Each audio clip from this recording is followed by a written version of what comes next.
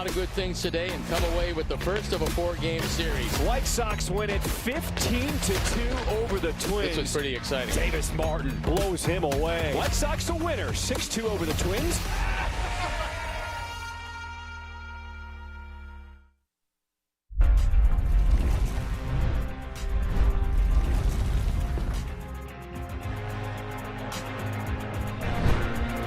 White Sox baseball on Chicago Sports Network is brought to you by Wintrust. Different approach, better results. Tonight, a Friday night all-access broadcast as the White Sox take on the Tigers. More divisional play for these White Sox who are playing some of their best baseball in years. They are over 500. They are in the hunt in the AL Central, and they're taking on this Tiger squad that was favored by many. Munetaka, Murakami, and the rest don't care. They've homered throughout the start of spring and now have themselves in good position playing here at home. Welcome into the ballpark, everybody. I'm Connor McKnight. Great to have you with us here for another Friday night all access as we welcome in Brooke Fletcher. It's been some more divisional play, and for the White Sox, that's been a good thing. Well, listen, Connor, it has been a tough stretch for the White Sox. You know, coming off their third West Coast road trip, they had a 1 o'clock game on Monday, and Will Venable and his staff, they were curious how the guys were going to be able to handle it. Were they going to be fatigued? But he loved the energy that they brought, especially against a divisional opponent like the Twins, and you mentioned this tough one here against the Tigers. Let's get to the series setup and what you can expect. 8-3 against the division for the White Sox so far. It's been a huge turnaround from last year, the year before, to this one. They've gotten big performances from some of the rookies as well. And the Tigers, they're going through it, Connor. They've had an abysmal May. Their 6-9 record, 19 record is tied for worst in Major League Baseball with the Rockies. There's a reason for it. They've been missing their horse, Tarek Skubal. He's the best pitcher in the American League, on the injured list, perhaps coming back soon, but not here now. Then there's a guy like Munetaka Murakami. He has been magical, and this rookie year just continues. His 20 homers is tied with the Astros and Yordan Alvarez for second most in Major League Baseball. Mune's got himself a shot at Rookie of the Year. Kevin McGonigal looks like he's going to give him a run for his money. He has yet to be caught on the base pass. High average, high on base, and enough power to be a pest in the Central for years. He's going to be a challenge for this Sox pitching staff, but the starters have been so good as of late, putting together 3 straight quality starts. Sean Burke, David Sandlin, and Davis Martin have combined for a 1.89 ERA in 19 innings pitched. Coming up, you know who else has been good, Connor? Chase Mydroth. He has gotten it done with the bat in the last 9 games, hitting .297 with 8 ribbies, both setting the table and providing a spark. He's going to be mic'd up on Friday Night All Access. John and Steve discuss on the other side of the break. We'll be right back.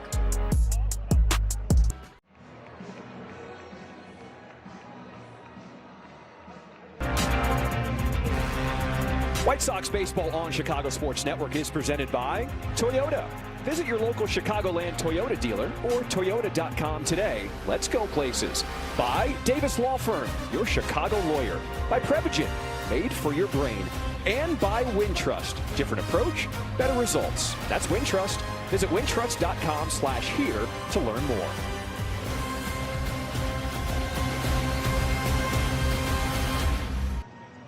Great start to the homestand. White Sox taking 3 of 4 from Minnesota, thanks in large part to this man, Chase Mydroth. Look what he has done over his last 9 games. Not just getting on base, but he is also starting to hit for some power. Batting average just under 300, no matter where he is in the lineup. Chase Mydroth, Mr. Cali Cool, he is producing for the White Sox.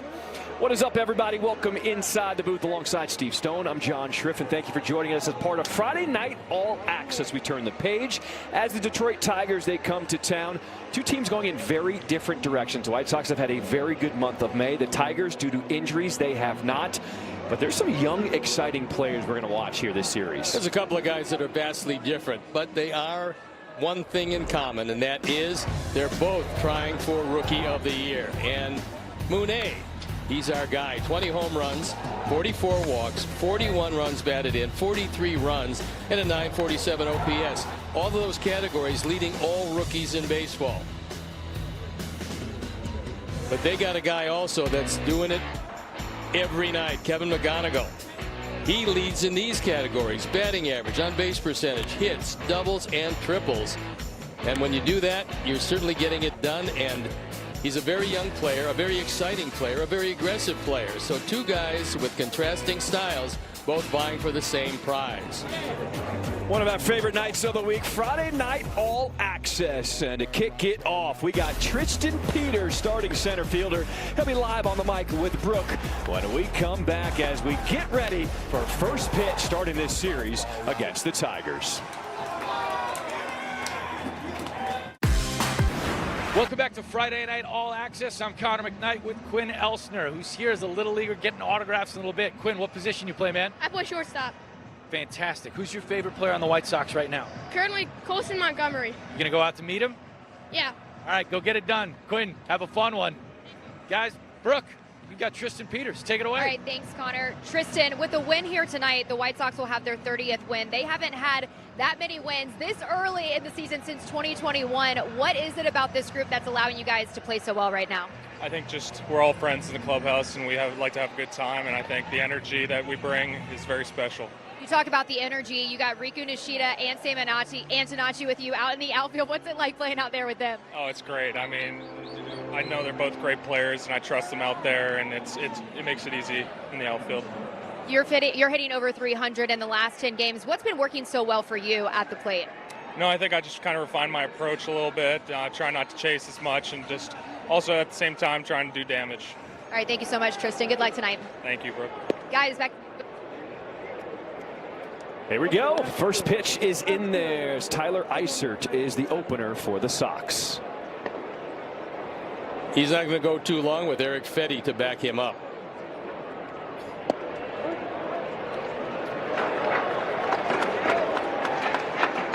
There's a look at Brandon Eisert. He's in his 9th game, 9 innings, ERA of 5.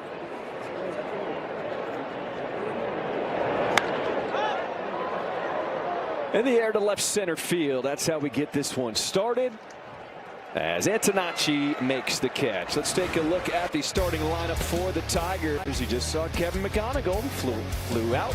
Dingler, Jones, Green. They've been a lot of different lineups because they have been banged up with injuries. Not producing many runs now, but this lineup should be better than that. And with Eisert going to the mound, you try to neutralize McGonigal, and that's exactly what happened. But you have to be wary of Dingler, because although the average is down, he does have some power.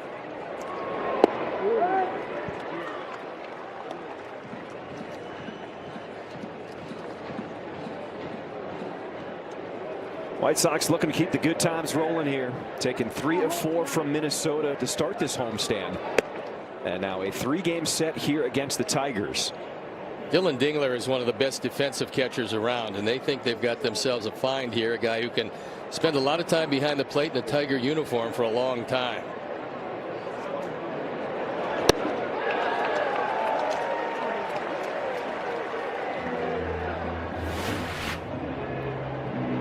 It was a good fastball. It's down.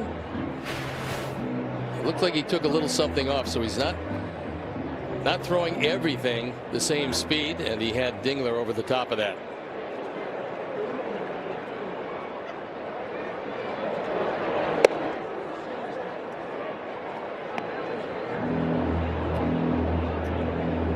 White Sox using an opener to help set Eric Fetty up for success. He will have the bulk of the innings coming in after Eisert today.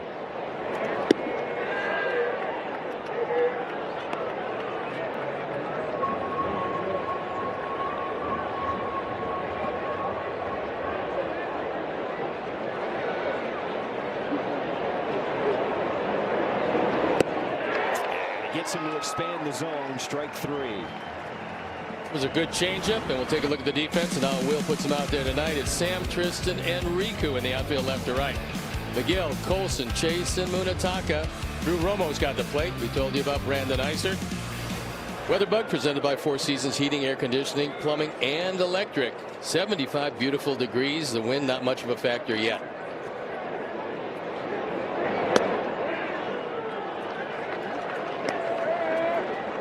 Jahmai Jones just checking with Hunter Wendelstedt behind the plate, as that one was called strike 1. I think normally he'd have challenged that if it was a different situation, because it looked like it was wide to me. Jones, a former second-round pick of the Angels back in 2015. This is now his 6th season in Major League Baseball. 2nd here with the Tigers. Grounds this one. Colson Montgomery backhanded short. So Brandon Eisler does his job. White Sox bats coming up when we come back. The lineup as we start things here on this Friday night. Sam Antonacci leads things off, followed by Munetaka Murakami. 20 home runs this season. My goodness. Vargas, Montgomery, Mydrop, Romo behind the plate. There's a look at Troy Melton, the hard-throwing right-hander, on for his 2nd start. 5 2/3 innings, the ERA 1.59. 3 strikeouts, 3 walks. He'll get better at that. He's a very promising young pitcher. And he's going to use his 4-seam fastball first and foremost, backed up by the slider. He does, however, have a wipeout splitter. Doesn't throw it all that much, but he's still young enough to be able to refine that a little bit further.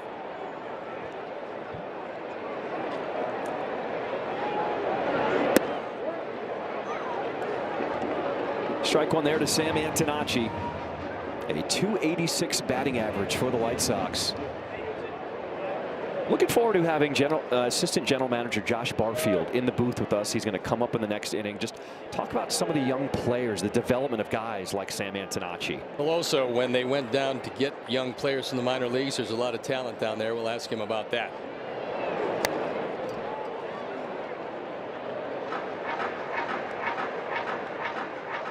Front office has always been so great with us.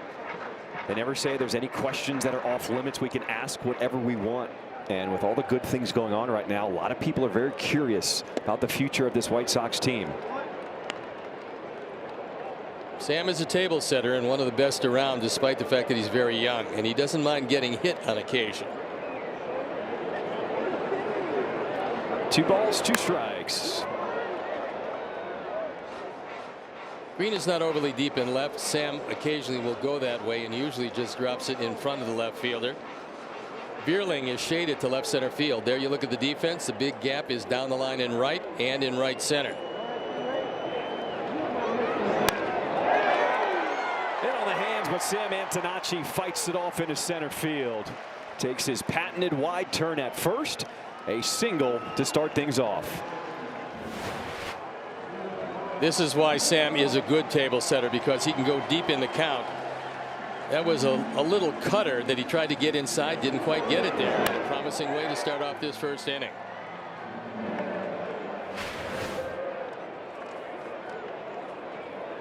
So base runner on for Munetaka Murakami. His next home run this month will set the franchise record for home runs hit before June. I mean, it's been a remarkable run for the young first baseman. And he's got 3 games. The hitter's challenging the strike call. Mune thought that was down. ABS powered by T-Mobile. And he was right. It was down by a good margin. White Sox will have their 2 challenges remaining. You know, for a guy who doesn't know these pitchers, he does know the strike zone exceptionally well.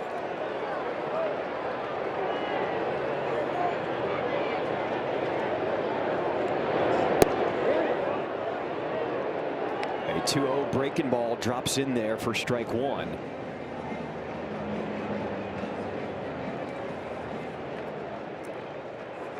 Murakami yesterday ended his streak of 3 games in a row with the home run. But he did provide a double and 2 walks, so he continues to produce for this White Sox team. Normally, Will doesn't like to run ahead of Murakami. But Sam keeps getting better at stealing bases. Got off to a slow start, doing well now. There he goes, throw down to second. And a stolen base for Antonacci.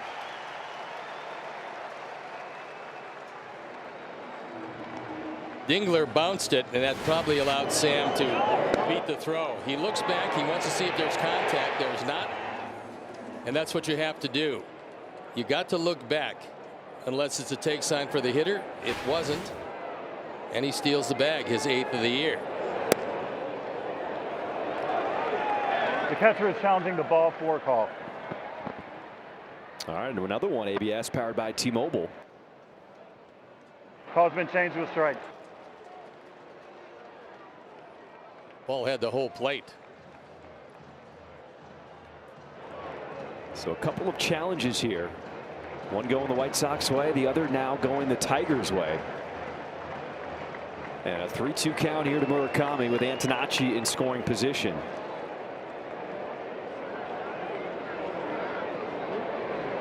Here's the payoff. Swing and a miss. Strike 3.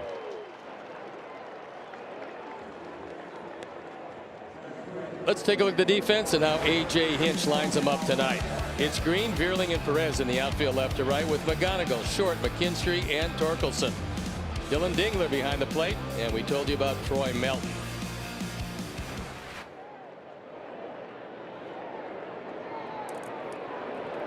Here is Miguel Vargas swinging a hot bat for the White Sox.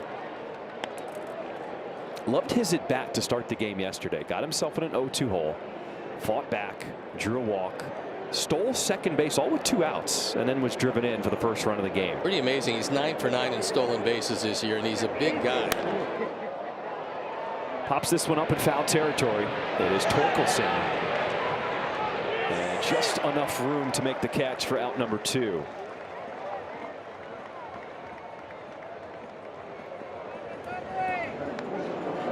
That was good concentration, but he was heading over to his dugout. And you get a lot of help on that side. You get no help on the other side, but still a good play. Former first-round draft pick out of Arizona State, and had a big year last year after a change of hand position. So it was Colson Montgomery driving in the first run yesterday. Let's see if he can repeat that here tonight.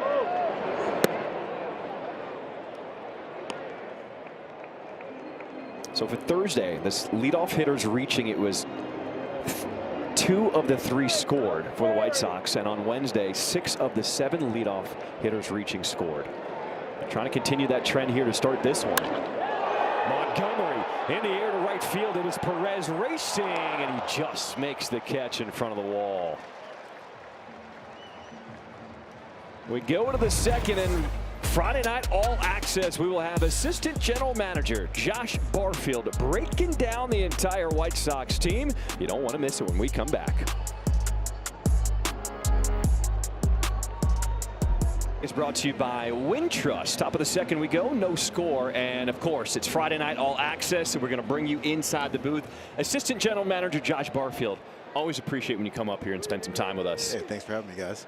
The story so far of this season has been the Munetaka Murakami signing. You played a huge role in that. Break it down when he was first on the radar and how he became a Chicago White Sox player.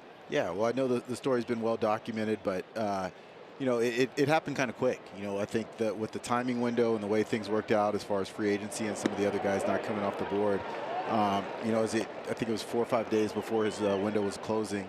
It became apparent. I know his agent reached out to Getsy and they started talking. We put together a Zoom call really last minute. The group came together and did a really good job kind of pitching not only the city, the opportunity, but just the team, right?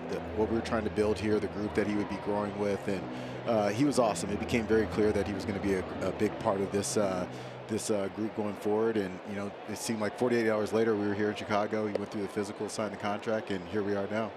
You guys have put together a wonderful clubhouse, and sometimes you really don't know the chemistry, but the attitudes of these players and the youth of these players, it just seems like they love one another. They really do. You know, we had an awesome gala last night. They do the yearly gala, and they did a great job putting it together. And you could see just the group, how much they enjoyed being together. They just really have fun no matter what they're doing, whether it's in the clubhouse, just hanging out on the flights. And it shows up on the field with how hard they play for each other, and it's really fun to watch.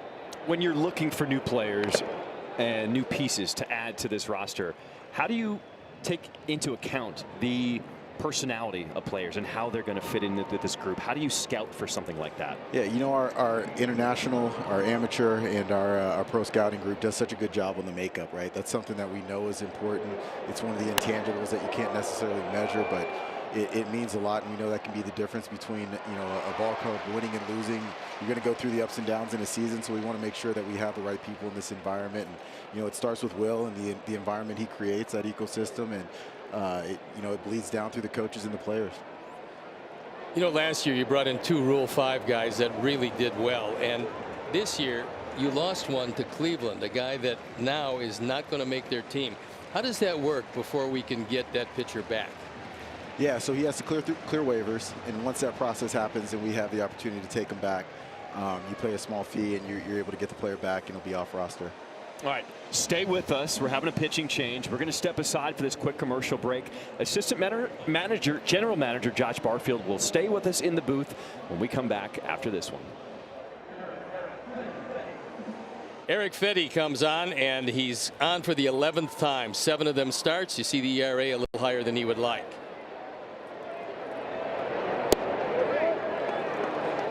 We're still here with Assistant General Manager Josh Barfield, and we came on air talking about Kevin McGonigal, Munetaka Murakami, both of those guys the front runners for the American League Rookie of the Year. As this one is sent down the line in left field, but foul. There's more on the line for the clubs than just bragging rights, correct? Yeah, no doubt. They've attached incentives with some of these guys with some of the award bonuses. So, you know, if McGonigal were to win Rookie of the Year, they'd get a first-round pick out of it. So the White Sox and Munetaka Murakami win it, the extra pick comes to Chicago. Well, no. So the way it works, there's different criteria for you to get the pick attached with the award. So you have to be in 2 of the top 3, or 2 of the top 100s, 2 of the top 3 lists. So I think it's Baseball America, Pipeline, and I forget the other one. But you have to be in 2 of the top 3 to get that. So McGonigal would definitely qualify. Mooney wouldn't. Got it. Okay, cool. How about the health of McDougal? I know that he was nicked up a little bit. Is he getting back, ready to go? Yeah, you know, he's on the road to recovery. It's been smooth so far. He's still a little ways out, but we're excited to get him back. You know, he's such a big arm. We got to see what he could do in spring training and the start of the year. So at some point he'll be back and be a part of this. When we watch from the booth, obviously we're having fun. We're enjoying this entire season, how it's played out so far. When you watch, obviously a different eye and a lens that you're looking at, what are some of the things you're seeing from a front office perspective? Yeah, you know, you always want to see. You talk about the prospects, and these guys get to the big leagues, and you don't know how they're gonna handle it, the pressure, the expectations, and these guys have done such a good job with it. You know, we have a lot of young players on this roster, and every day they're finding different ways to contribute. You know, it's not just offensively, it's defensively, it's on the bases. They find different ways to beat you, and I think that's something over the last couple of years we didn't necessarily have that tool in our bag. And you know, I think now we're giving them more buttons to push with the guys that we're putting out on the field. We think you're pretty good at what you do, and I think in the not too distant future you will be a general manager. That being said, what made you come to the Chicago White Sox? I mean, I give a lot of credit to Chris Getz and our owner Jerry Reinsdorf. You know, I came out here, I was in a very good situation in Arizona. I was happy there, and we were building something special just coming off the World Series. But when I flew out here to interview and got to sit down with them and hear the vision that they had for this organization, and just knowing the city, right? I played here as a visitor, and I got to see it when it was packed, when things were going great, and just how special of an environment and fan base it was. So it was just too good of an opportunity to pass up for me. It has been fun to watch some of the young players come up. 10 players have already made their big league debut here for the White Sox this season. That leads Major League Baseball. What tells you when a player is ready to get that call? Yeah, you know, it's different for different guys, right? And sometimes it's the opportunity, right? Sometimes it's just an opportunity, and you need to maybe force a guy in there a little earlier than maybe you had originally planned. But ideally, we like to meet guys at their challenge point. So as we were looking through the system, as they go through A-ball up to AAA, we give them different objectives. You know, Paul Yanish, our farm director, does a really good job communicating the things that we'd like to see. You know, we tell them their strengths, and we tell them areas that we'd like to see them improve as the year goes on. And you know, when we feel like they're at that point, then and there's an opportunity at the major league level, we're comfortable calling them up. All right, nice job by Eric Fedde. Stay with us. We got another half inning with Assistant General Manager Josh Barfield when we come back. Welcome back. Scoreless as we start this bottom of the second. Joined again by Assistant General Manager Josh Barfield here in the booth alongside Steve Stone. I'm John Schriffen. We got to start talking about some of these guys because Chase Mydroth at the plate. The instructions for him going into the offseason was take care of your body. Got a little beat up towards the end of last year, and he really went to work, went to the weight room, and we're starting to see some power from him. What have you seen from Chase Mydroth this year? Yeah, you know, the health is a huge part, right? Because I know he was battling some things last year. I think the thumb injury, it took away a little bit of the impact, but he did a really good job. He's in the best shape probably of his career. And I think I give Showman a lot of credit, the work that they've done on his swing. He's always been able to control the zone at elite level. He makes a ton of contact, and he's finding opportunities to take more shots now early in the count. A lot of our guys are pretty interested in Braden Montgomery, the other Montgomery in the organization, and I know he's nicked up a little bit. How do you see his progress injury-wise? Braden, he's healthy now. He's back. He's playing. I was watching his at-bats before he came in the booth today, and he's in a good spot. I know he's continually working to attack some things that when you're in the minor leagues, you can overpower some guys, right? When you're really talented, you can get away with some things. And I know his mindset is, I want to be the best big leaguer I can be. So he's preparing to address any issues or holes that might be in his game. So when he comes up to the big leagues, he's a complete player and he's ready to go. And he's had a ton of success. He's had success at every level, and he's off to a really good start so far this year. His mother told me to tell you that don't worry about that ankle injury. He's just fine. When I saw her at the Sox convention a couple of years ago, came up to me, I said, I'll pass it along. So. No, he's moving great. He's really played well in the outfield. I think that's an understated part of his game. He's got a big arm. He's played some center. He's played some corner. Probably ends up playing more corner outfield once he gets to the big leagues. But he can really defend, and he can beat you in different ways. He steals bases, and he's going to be an exciting player when he gets up here. Talking about the prospects on the list for the White Sox, as this one is grounded back to Melton as Meidroth retired to start this bottom of the second inning. But a guy who was not on any of the list. I was searching for anything, any information on Riku Nishida. And here he comes, and he has become one of the fan favorites already in a week. That might be my favorite story of the year. And there's nobody that had Riku Nishida being our starting right fielder on their bingo card. But it's such a great story. I mean, it's a great win for the organization. Going all the way back to the Mike Shirley and his group that identified him out of the draft. And you watch him every level. He just plays with such joy, such energy, and he really embodies a lot of the characteristics that Will and the staff want to have in their players. So to get him up to the big leagues, for him to have the success that he's having, and for the fans to embrace him the way they have, so the ovations that he's gotten. I mean, they cheered the other day when he struck out. I mean, it was awesome. The guys were joking about it after the game. So he's maybe the most lovable player I've ever been around in my whole career. How do you find a guy like that, and how does a story like that emerge when he's not on any top prospect list? Yeah, it's the beauty of baseball, right? Like, you don't have to be the most physical, the most dynamic player. Heart goes a long way, heart and work ethic, and I mean, he's the perfect example of that. He is the one you point to when you tell every kid, like, if you want to make your dreams come true, it takes hard work, dedication, and you never know what can happen. And to see him in the big leagues and the smile on his face as he's walking through the clubhouse, and the way the guys embrace him, right? They love him. The staff loves him in the minor leagues and the major leagues. You saw the call-up video the other day, and AAA is not a level that guys want to be in. You got guys that have been in the big leagues for a number of years, and they're down there grinding, and everybody wants to get up to the big leagues. But to see the looks on everybody's faces when they found out he was going up, it was genuine happiness for him, and it says a lot about the individual.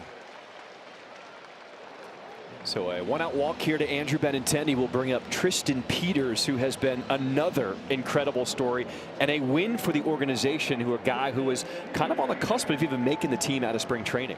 Yeah, sometimes it's the small moves that you make in the offseason that end up making a big impact on the roster during the year. And he was one that it probably didn't get a lot of attention when we acquired him from Tampa, but he's been so good for us. He's filled that hole in center field. The defense has been there day in and day out, and offensively he just continues to improve. He can do different things. You see him beat you with the bunt one day, you see him beat you with an extra base hit the next day, and he's another guy that's just a grinder. Well, speaking of the small moves, David Sandlin out of nowhere throws one of the great first major league starts of anybody I've ever seen. 18 in a row, retired. Tell our folks how you got him, because it was a real interesting story. Yeah, he was somebody that we had identified pretty early on in the offseason that he fit a need here. We saw him as a guy that Boston has a number of arms. That's an area of strength for them, and we've talked to them a lot during the course of the offseason on a number of different concepts, and his name just kept coming up, and just finding different ways to get him over here, because we really felt like long term he could be a valuable starter for us. The stuff is big, and we've liked him all the way going back to his amateur days. So when the deal came in place, we were really excited to get him. And I know he had a little setback with the injury, but that outing yesterday was incredible, and it just shows you what he's capable of. I mean, while we're talking pitching, let's talk about the other guys on the staff, and you got to start with Davis Martin. What have you seen from him, allowing him to make this jump this year? Man, the consistency with him has been unbelievable this year. He's just so efficient in an age in the game when you see guys throw a ton of pitches and everybody chasing, like, miss and trying to max out on every pitch. He's just so efficient, and it's a pleasure to watch him pitch, right? You know, I grew up idolizing Greg Maddux and watching how he navigated lineups, and you know, it takes me kind of back to those days watching him go out there. He's been incredible. He's been so big for us, because it seems like every time we get in a pinch from our bullpen getting tired or you know, overused, and we're like, how are we going to get through this game? He comes up and he gives us seven shutout innings, and he's just been awesome, and it's been fun to watch. And it couldn't happen to a better guy. You know, he's had to overcome adversity. It didn't come easy to him. And to see him get rewarded with the success he's having this year, I'm just so happy for him and his family. A lot of people don't realize he's the longest tenured White Sox player, and he hasn't been here all that long. It shows you how young this roster is and how much we've turned it over here in the last couple of years. Where would you say the biggest strength is in terms of the minor league organization? Is it pitching or is it fielding? Who has the edge at this point? You know, we have both, right? I think there's an exciting position player group that's coming. You know, we talked about Braden. Yep. Jacob Gonzalez is another guy at AAA that's having a tremendous year. He's been incredible. And then you look a little lower, some of the guys we added last year, Falski and Carlson and some of these guys. So we're really excited about the not only what's happening in the big leagues, but also what's coming up behind it. We're excited with the squad you have put together. It has been such a fun season so far. Thank you so much for joining us, as always. Always a pleasure, guys. Josh. Assistant General Manager Josh Barfield spending some time with us as Friday Night All Access rolls on. It's the hitting coach, Derek Showman. He will be on the mic with Brooke when we come back.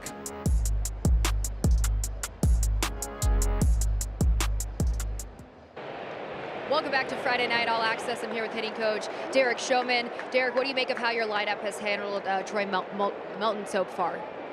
Pretty good, yeah. You know, a couple chases there. He's been kind of living down in the zone, so going to need to continue to get him up and just stay ready for pitches in the upper half early in counts that we can handle. Tristan Peters, another hit for him. I feel like he's a guy that just does all the little things right. How valuable is that to have a guy like that in the lineup, and where have you seen him grow the most? Since spring training, just like trusting that he has the ability to be himself at the major league level, and the things that he's done well to get him to this point. You know, it can be the same thing, right? Like, I think all too often guys can debut, get to the big leagues, or be in the big leagues for a period of time, think they have to be somebody they're not. So it's just reminding Tristan that his skill set is good enough, and continue to lean into that. Somebody else that's really performed well, I feel like Sam Antonacci, he also got a hit here. Just how have you seen him just really embrace being that table setter here in this lineup? Yeah, just sometimes want to remind him to be the psychopath that he is, and don't feel like he has to shy away from that. Again, just that's your identity. That's who you are. Like, you need to fight to be that some days, but it's worth the fight. Thank you so much. You're welcome. Guys, back to you. All right, Brooke, awesome stuff. Top of the third. This half inning is brought to you by Hyundai. Bottom of the order, Zach Short, the shortstop. 2-2 pitch here from Fetty. We've had a lot going on, but it was a good start on the mound for Brandon Eisert, facing the first four, and then Fetty coming in after that. No, you can't really do any better as an opener. You're asked to get 4 guys, with the last being Riley Green, who's a really good hitter, hitting over 300 this year, and you get them all. So 1-out walk to Zach Short, and that'll bring up Kevin McGonigal, who flew out his first time up. That was against Eisert. You can see the look on Fetty's face. Short's hitting 136 with no runs batted in, no home runs, and you walk him, and a veteran pitcher, that's going to aggravate you. A lot of hype surrounding this young man. Just 21 years old, 37th overall pick in 2023, out of high school in Pennsylvania. And Steve, he was fast-tracked through the minor league system, skipped AAA entirely because he had such a strong spring training that he made the opening day roster. Well, he's got a quick swing. I mean, a very compact, quick swing, and it's that swing that's very repeatable, which means he's not going to have too many prolonged slumps. When you get $150 million after your first week in the big leagues, you got to figure that the man has some talent, and he's shown it. He is one of the best, if not the best player on this team.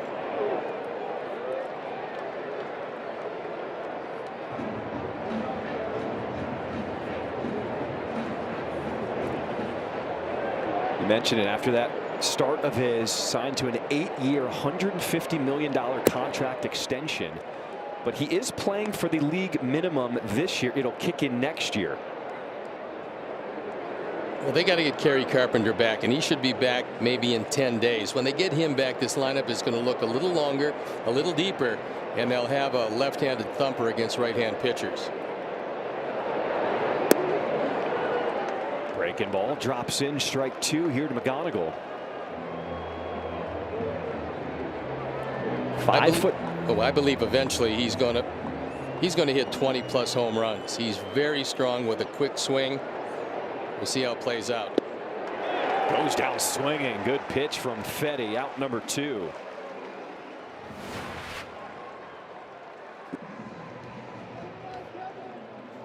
See this move away? It's a changeup. You see the grip. It's a circle change.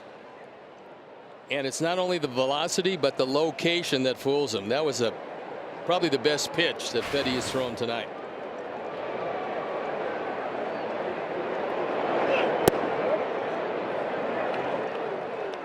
For people who may be new, using an opener for a starter, why do teams go with it, especially the White Sox? We've seen that a few times this season. Well, look, they can look at the numbers and know the third time through the lineup is going to be very difficult for most starting pitchers. Obviously, the exceptional ones don't have that many problems, but most of the guys do. And so what you do is you make sure that he doesn't have to face McGonigal, Dingler, Jones, and possibly Green or Torkelson for the third time during his outing. If the outing is a good outing, he's only going to face him twice, and then if you're ahead, you're going to go to the bullpen, which is really the whole philosophy with an opener. This one lifted high in the air to left field. Antonacci at the wall, leaping, but it's going to get out. Dylan Dingler, a 2-run shot, and it's the Tigers getting on the board first.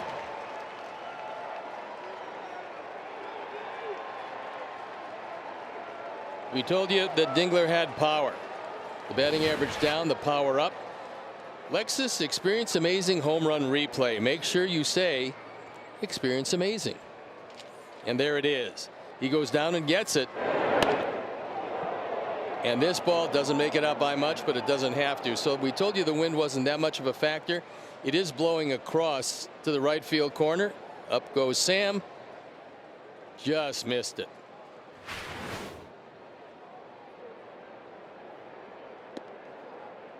And Steve, you talked about the walk to the 9-hole hitter, Zach Short. Fetty was unhappy with himself, and that run comes in. You know, John, it's such a game of subtleties because you don't think about it. But if you get Short out, and just about everybody has to this point, you don't have to face Dingler. He leads off the next inning. Even if he hits a home run, it's a solo home run. And that's the difference. Sometimes one pitch you don't make will cost you some runs. Vargas calling for it. That'll end this top of the third. Well, the White Sox will now have to come from behind. When we come back, it is the ace of the staff. Davis Martin continues to deal this year. He'll be on the mic with Brooke. Welcome back to Friday Night All Access. I'm here with Davis Martin.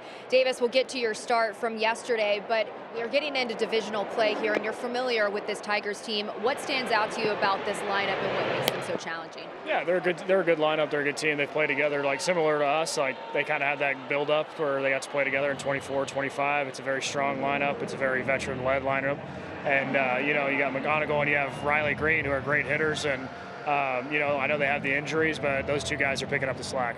Well, let's get to your start yesterday. Another great one, a single season high for you with 8 wins this season. What part of your game are you most confident in right now? I think just fear of failure. You know, I think a lot of guys, you know, you got guys on first and second, you got guys on base. Like sometimes you get a little tight, sometimes you get a little scared, and that's why I usually just talk to God and be like, hey, we're out here having fun, we're playing a game. I'm just gonna let your will be done, and I go out there and I feel like the weight of the world's off my shoulders, and you're able to go and execute, you know, push the zone. You're not trying to nibble anymore. You're really just attacking the zone. Yeah, I mean, when you talk about just executing, it seems like you have a plan, but then when that doesn't go well, you have a plan B. So where have you grown in just your ability to adjust within the game? Yeah, I mean, just repetitions, right? I mean, like, I'm an old head. I'm 29 years old, so, like, I feel like I finally got enough starts under my belt in the big leagues to, like, see the game, understand the game. When something's not working, pivot off of it, try to find it later. So just constantly learning, constantly trying to adapt. Okay, I got to ask you this because I can't help but see Mike Vassell here in the dugout. Now he's got batting gloves on. He's got a nose strip on. He's got a bat. Does he come up with this on his own, or where does this come from? Where do these ideas come from? Yeah, I mean, I don't think anybody in here is going to claim what he's doing. So that's all his own doing. Yeah, I don't know. I mean, the wand was working, but I mean, I think if he has juju in the bat, in the gloves, I think we're going to go with that. You know, I think he's just playing the hot hand right now. All right. Thanks so much, Davis. Thanks, Brent. Guys, back to you. We need to protect Mike Vassell at all costs. That man is incredible. Well, he's a treasure, and the fact is you get a guy who is not going to be able to play with the ball club this year because of surgery, and yet they want him with the team on the road in the dugout every day for what he brings to the clubhouse and the dugout. Murakami grounds this one to second. McKinstry starts it off as Murakami beats it out at first. There's 2 away here in this 3rd inning. I want to wish a happy birthday to an old friend of mine, Dave Wenner, big White Sox fan, watching tonight, turning 96. You know, you got to get those in early in the game. The hustle of Murakami at first base, able to beat this play rather easily, but you're not going to see anything else from this guy because he's going to give you everything he's got on every ball he hits, and there's just an example of it. So hopefully he's okay. This. No, he's grabbing the hamstring. Come out and talk to Munetaka Murakami, grabbing at his right leg. Anytime you reach back there, you have to hope it's a cramp and not anything more. And Murakami will be taken out of this game. And you can hear the collective sigh from the fans here at Rate Field. Unfortunately,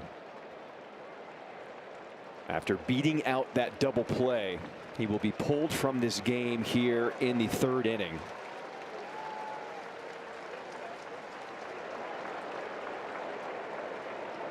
.20 home runs to start his rookie career, and the White Sox are going to make sure to be cautious with him.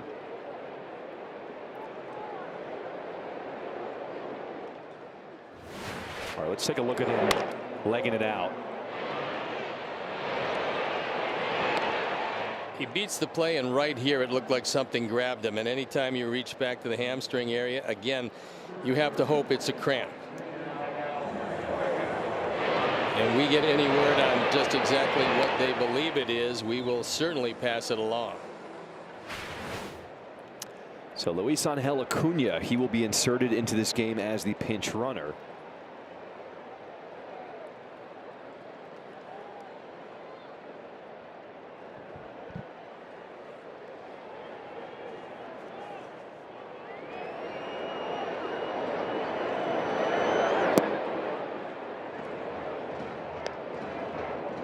So with 2 outs, Miguel Vargas stepping in. White Sox trailing the Tigers 2-0 here in the opener of this 3-game series.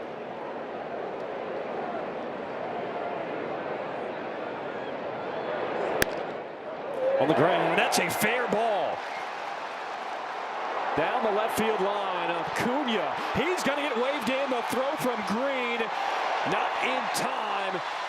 As the White Sox get on the board, an RBI double from Miguel Vargas. McGonigal was wide of the bag, and Vargas took it right by him. We'll watch it again. It's a fastball down. He just reaches down and gets it. This double is brought to you by Elgin Hyundai, home of the 20-year, 200,000-mile guaranteed warranty. Green got to the ball as quickly as he possibly could, but with the speed of Acuna, you had no chance of getting it. Justin Jerschley says, keep on coming, son, and that ties the game. Detroit leading 2-1, cuts the lead in half. Miguel Vargas coming up big again.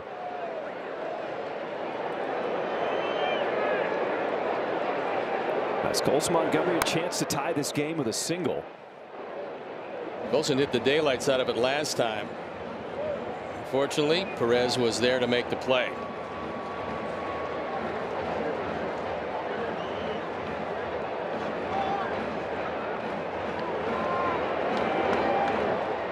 So the White Sox get to the starter, Troy Melton.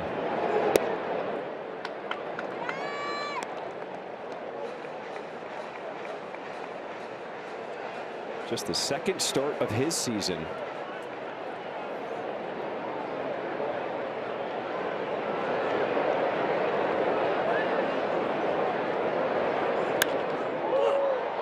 This one is popped up into shallow left center field.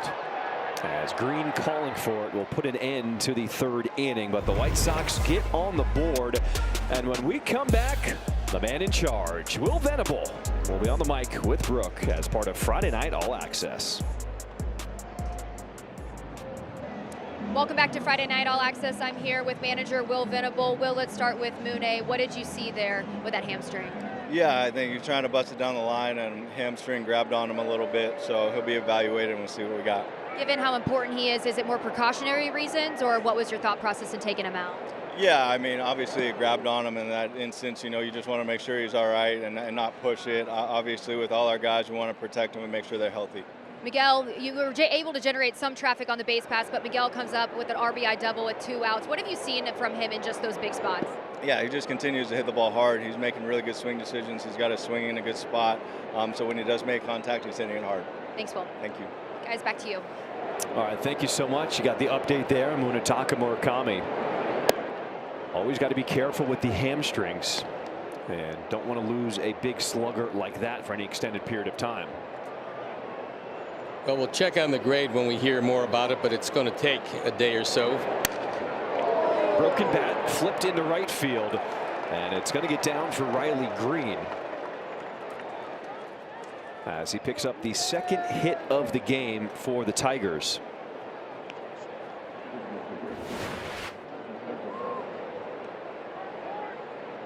And right there, Colson just reached back, and maybe the back is stiffening up a touch. But he's loose enough to still be in there. He's trying to stretch his legs as he's at third base now. So as Murakami was taken out of the game, some defensive changes for the White Sox. Montgomery shifts from short to third. Acuna, who is the pinch runner, stays in the game at short. And Vargas moves from third to play first base now. 162 games is a very long season. We all know that. And injuries happen to just about every team in every position. But this is a real test for this team. Murakami's lost for any time at all. Takes a huge bat out of the lineup, a bat you really can't replace. But this team is young enough and aggressive enough to try to overcome that on a daily basis.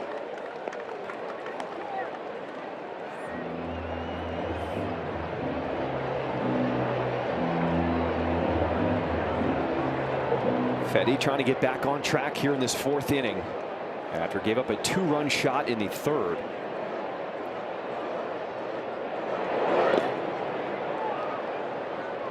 It's the 13th home run that Fedde has allowed this season and the 6th straight game that he has given up a long ball. There's been a lot of great pitchers that give up a lot of home runs. I mean, Hall of Famers. Rip Blyleven one, Fergie Jenkins another one. But you can't walk guys that aren't prolific hitters ahead of him. Fly ball right field. Nishida backing up at the wall, and he makes the catch at the track.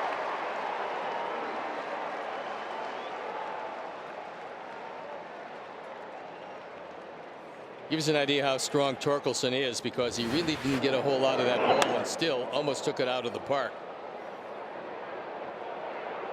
In fact, in his home park in Detroit, that's probably a home run. But they're in Chicago.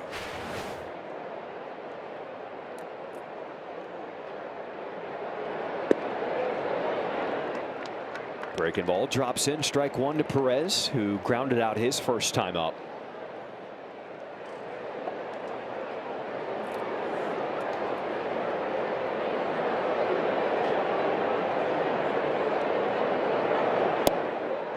This is a Tigers team that comes in having lost 7 straight series. And they're a Major League Baseball worst 8-21 on the road this season. This is a much better team than that. And you just know that the light is going to turn on as soon as they start to get a little healthier. Just have to hope that it's not your series of playing them when that light turns on. I mean, there was a lot of people before the season started said it was going to be Tigers and Guardians, possibly in that order. But the Tigers off to a very slow start. The Guardians, on the other hand, are not.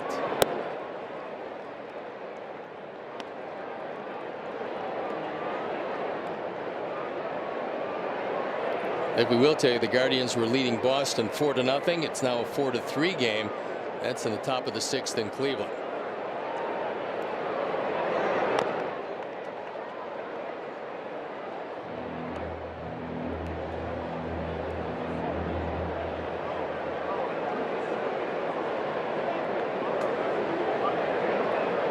Justin Verlander, the venerable Justin Verlander.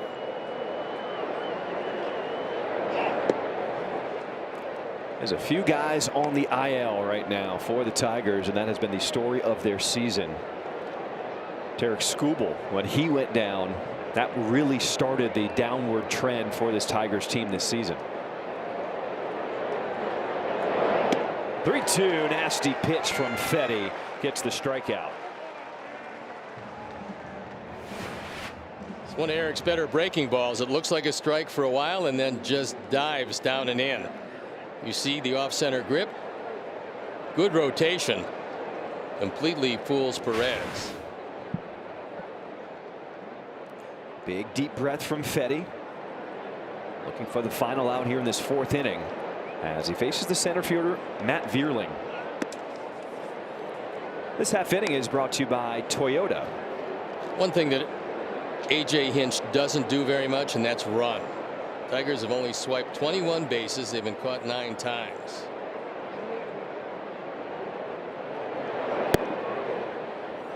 And the guy that does run is the youngest guy in this club. McGonigal is 8 for 8 in stolen bases. So there's not many things that that young man can't do.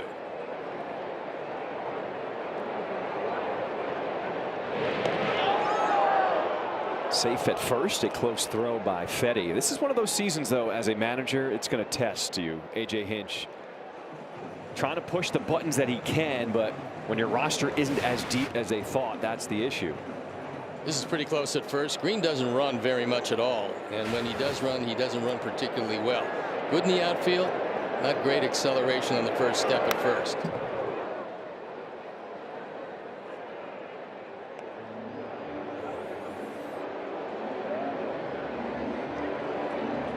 There is a look at the skipper, A.J. Hinch.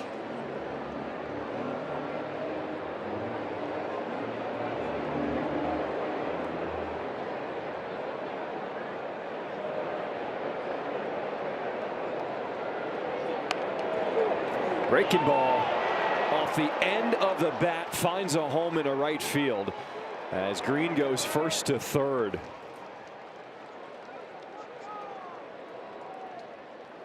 We got Chase Mydroth wearing the mic for us tonight. Let's take a listen. Have a day. Friday night lights. Here we go. Action. Chase, nice to meet you, Sam. Nice to meet you. Can we sign that for you? Thank you. I know. It's been actually pretty nice here this year. Huh, nice man? Is there a shortstop? Shortstop's last name is Zach Short.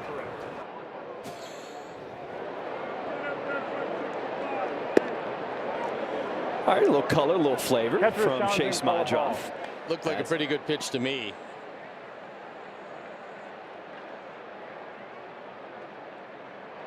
Because the ball, they have 1 challenge remaining. Inside off the plate.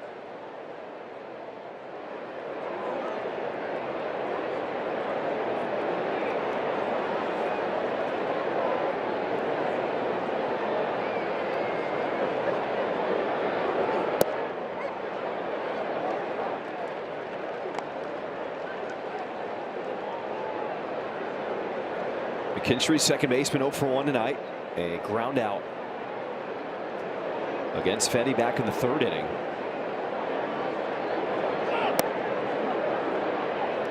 Where did that miss? Not by much.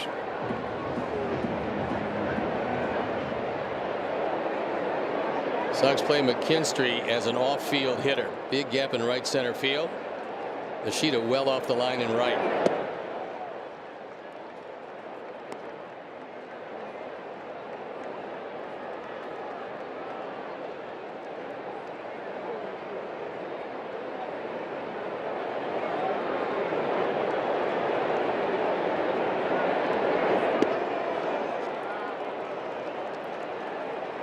So a 2-out walk by Fedde will load the bases here in this 4th inning.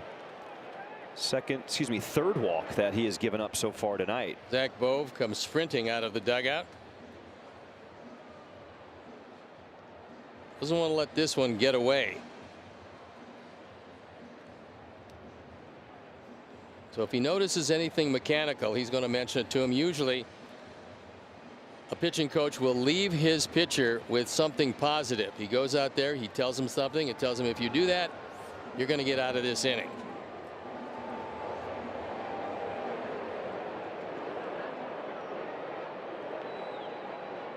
So the 3 walks, 1 shy of Fedde's season high, which is 4.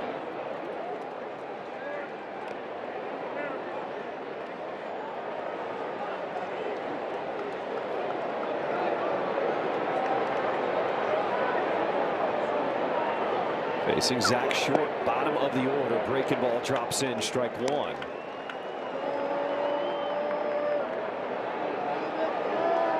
Here is Short, who, as Smydroth said, plays short.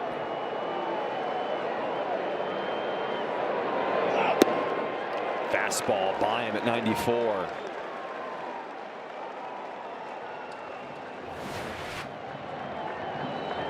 Threads a needle on the outside corner. Pretty good location. You would think one more slider or breaking ball of some sort would end this at bat. 1-2. Tried to reach back and throw it through Romo.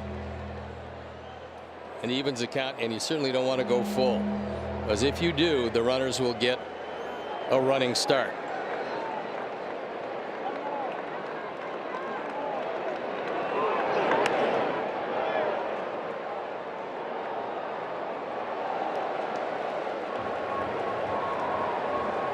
Short batting just 136 on the season.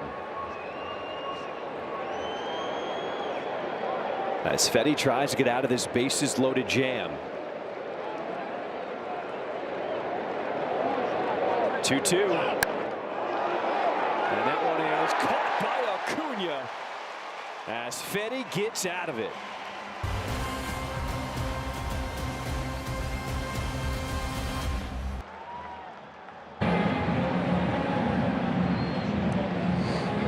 Welcome back to Friday Night All Access. I'm here with pitching coach Zach Bove. Zach, Eric Fedde worked himself out of that bases loaded situation. What was your message to him when you took the mound? Yeah, just attack the guy, right? Like, he had pitches that were gonna we liked against him, so getting good counts, attack him, and we'll take the odds from there. What do you make of just how he's handled this Tigers lineup overall tonight? Yeah, they're a scrappy bunch. They're patient, right? So the message has been like, get ahead of them early. They're not going to chase on. You got to get them out in zone. There was a roster move today with Jordan Leisure. Just what more can you tell us and what his outlook is from here on out? Yeah, I'm still like working through it, right? It's obviously a bummer losing him. He's a big part of us, but I think he'll be back here in whenever the timeline is, and just going to focus on recovery. Dealing with that right flexor strain, but now you, with Tyler Gilbert getting the call up here, you have 4 lefties in the bullpen. How does that change the dynamic of this group? Yeah, we're good. Yeah, Gilly's been throwing well down in AAA, so it's another option. Obviously against this team, we're going to have to play matchups and things like that. So gives us another option, right? He's going to fill it up, and we're glad to have Gilly. All right, Zach, thank you so much. Appreciate it. Thanks. Guys, back to you. All right, Zach Bove, thank you so much for taking the time. 1 away as we start this home half of the 4th. This half inning is brought to you by Davis Law.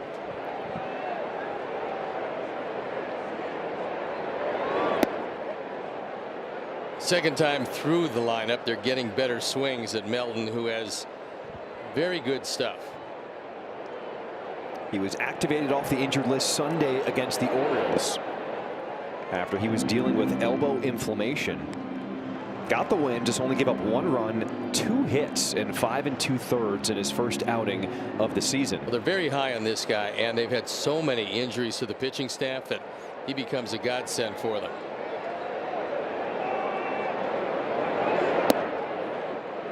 Big guy, of course, is Tarik Skubal, and the question will be, if the Tigers don't pick it up, where's he going?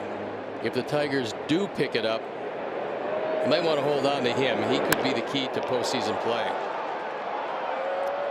That is caught in left field by Riley Green. Out number 2 here in this 4th inning. They lost him May 4th, and the Tigers are 4-18 since. Well, look, Davis Martin is the stopper for the Sox. At least 5 times after a Sox loss, Davis Martin had a win. Skubal is that guy for the Tigers, because nobody hits this guy. 2-time Cy Young Award winner, and had a good shot at it again if he doesn't get hurt. Unfortunately, injuries are part of this game. He piles up a lot of innings every year, but they think he's going to come back every bit as good as he was before. The question then remains, in the Central of the American League, where seemingly every team is still in it and probably will be for quite some time, can you trade Skubal and still get to postseason play? That'll be Scott Harris's calculus when he goes to make that very difficult decision. Reports are that Skubal will throw his 2nd live batting practice session. It'll be Monday when they go to Tampa. I mean, they're fortunate he's not hurt near as bad as they thought maybe when it happened. But I think he's going to come back every bit as good as he was.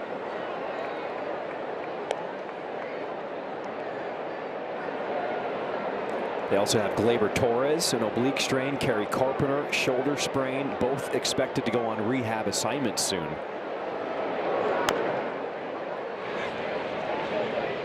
So if you want to play the Tigers, this is the time while they still have some guys trying to make their way back.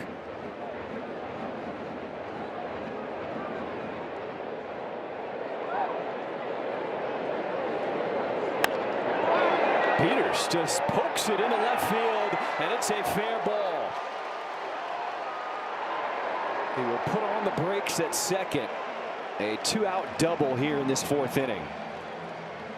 This double is brought to you by Elgin Hyundai, home of the 20-year, 200,000-mile double warranty. And here is the double down the line. It's a high fastball out of the zone. You don't find a lot of left-handers that can go up there and still make solid contact. Even though it's slicing, it's clearly fair, but not by much. Edwin Moscoso on the call, and there's the tying run in scoring position. Second at bat for Riku Nishida.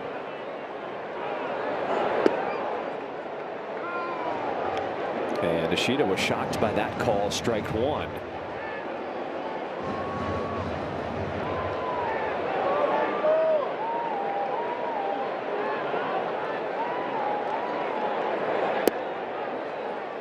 Peters has speed, and even though the outfield is relatively close for Nishida, you would think that on a base hit they're going to try to score Peters. Nishida slashes this one, but it's caught by short, and the White Sox will strand that runner at second. Great crowd here on this Friday night at the rate. It is reggaeton night. Get your dancing shoes on. White Sox looking for a comeback after 4 down 2-1. Let's get caught up with news and notes. Today, Paul Skeens turns 24. Last night, Pirates ace struck out 10 Cubs. His career ERA is a sparkling 2.12. On that list behind Dutch Leonard, Bill Doak, and Babe Ruth. All those guys turned 24. End of World War I. Late start for the Phillies and Dodgers. Zach Wheeler and Christopher Sanchez, some of the best in the top of that rotation. And we're taking a look at the Guardians, guys. They lead the Central and lead the Red Sox 4-3 in the 7th. Last time the Phillies and Dodgers met, NLDS, when the Dodgers took them in 4 games. Also, the Cubs and Cardinals are meeting for the first time this season. That's going to be a very interesting series. Top of the 5th we go. This half inning is brought to you by St. Xavier University. Third time up for Kevin McGonigal. And the 21-year-old is 0 for 2 so far tonight.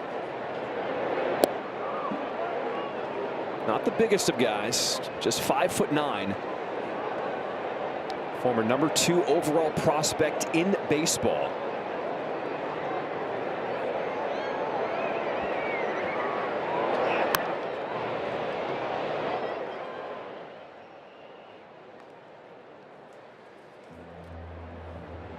Talked about top prospects getting big money deals. He got $150 million.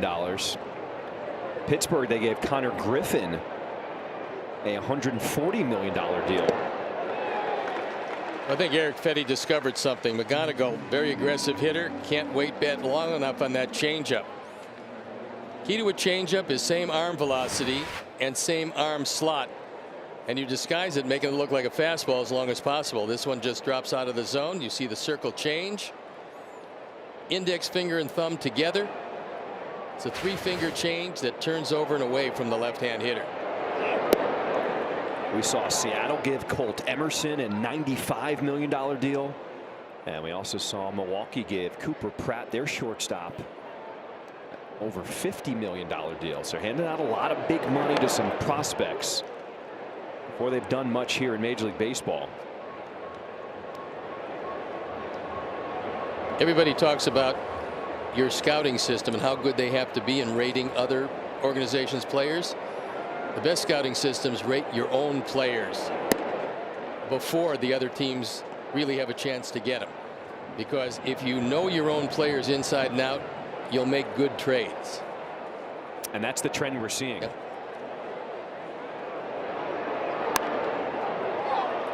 In the air, right center field. As Peters makes the catch, there's 2 away here in the 5th. Tonight's game is brought to you by Marquette Bank. Marquette Bank is Chicagoland's trusted neighborhood bank and home lender. So level up your banking with Marquette Bank at emarquettebank.com. Marquette Bank, love where you bank.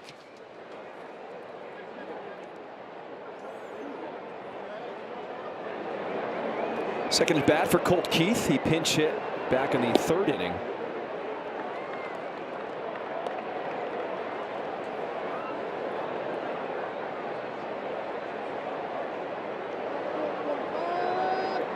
Pitch number 70 tonight from Fetty. That misses down, ball 1. All right, so we've seen the 2-run home run given up to Dylan Dingler. What else have you thought about the way Fetty has navigated this lineup tonight? To me, this stuff is getting better as he moves along. He's getting his changeup over the plate consistently. And although he has had a few more walks than he would like, just looking at the stuff, each and every inning, it looks a little crisper to me. Tried the backdoor slider there, but couldn't shave off the outside corner.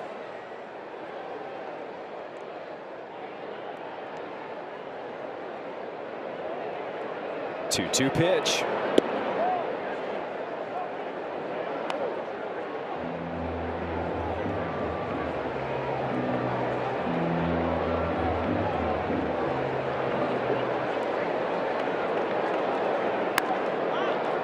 Popped up.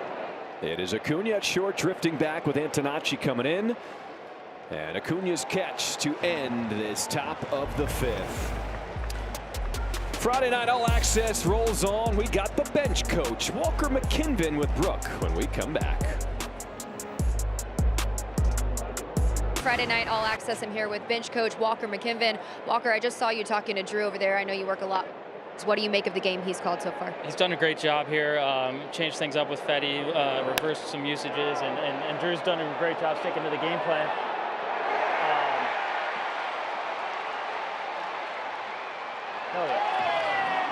So far so good on the mound. We like what we're seeing from Fed, and Drew's doing a great job driving the bus. Yeah, and he also added a double there. Not bad. Okay, so with Fetty, you like the way he's pitching right now. What do you want to see for him the rest of this way? Yeah, getting ahead of hitters, using his sweeper effectively to both sides, using a couple more changeups, sneaking fastballs by some guys in the right spots, and yeah, just give us a couple more hitters, give us a couple more outs, and we can hand it over. We've talked a lot about ABS challenges. Just as the game goes on, what are those conversations like on how to use those? Yeah, we're super aggressive with them. We don't want to go home with any generally. We trust our guys to make appropriate decisions, but we like to use them. We like to fire when appropriate, early and often. Hopefully we get them in the right spots, and yeah. Just, you made some changes to the bullpen here today, just with Fetty, just where he's at in this game. Just what are those conversations like on when to bring in, go to the pen? Yeah, well, a rare day where we have everyone available. So, yeah, they're beginning now as we get into the second half of this game and decide where we want to pop someone in and go from there, yeah. Real quick, I talked to Kyle. He said he was feeling good. Where is he at right now and just his recovery? Yeah, today, the first day, we did some limited drill work out in the bullpen together, but he's feeling good. He feels great. We're, taking it appropriately slow with him to make sure it's 100% before we get into the the game style of play. But yeah, he's making progress daily. Yeah. Thanks, Walker. Okay. Guys, back to you. All right, Walker, thank you so much for giving us the time. This half inning is brought to you by Prevagen.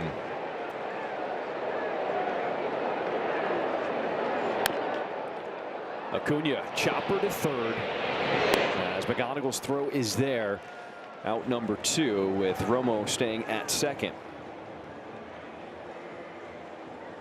If you're just joining us, Acuna's hitting in the 2-hole. That's because Munetaka Murakami back in the 3rd inning tried to beat out a double play, but as he was running down the line at first, suffered right hamstring tightness. He was taken out of the game. Acuna inserted as the pinch runner.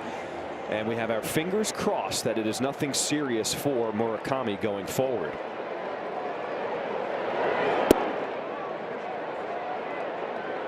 We'll watch it again on a ground ball, trying to beat out the double play, which he did. Just hustles, and unfortunately, you could see him grab the hamstring when he crossed first base. Had a few technical difficulties, so we apologize about that. We will have that play later in this game to show anybody who missed him running down the line. Vargas has driven in the only run that the Sox have. A double down the line.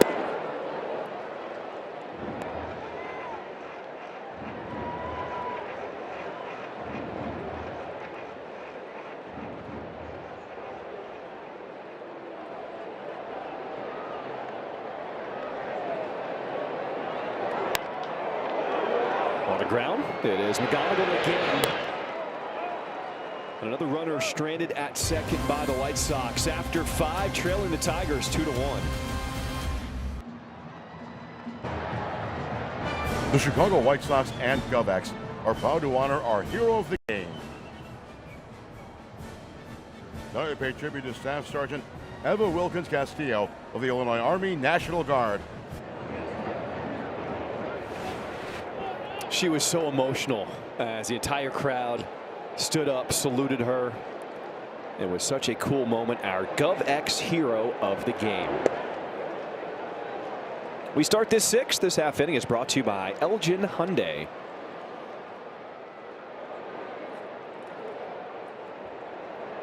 Riley Green leads things off. 4, 5, 6 in the order for the Tigers coming to the plate. Green 1 for 2 so far in this ball game, has been one of the more consistent bats so far this season for Detroit.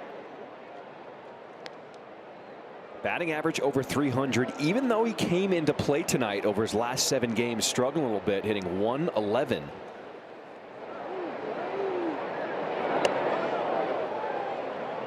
After a couple of pitches down, he tried to change the eye level twice and missed upstairs twice to even the count.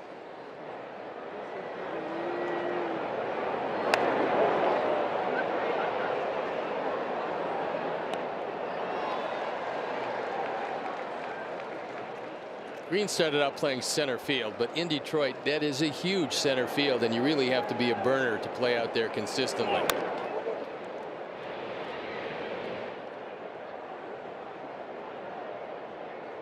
Already his 5th season here in Major League Baseball at just 25 years old.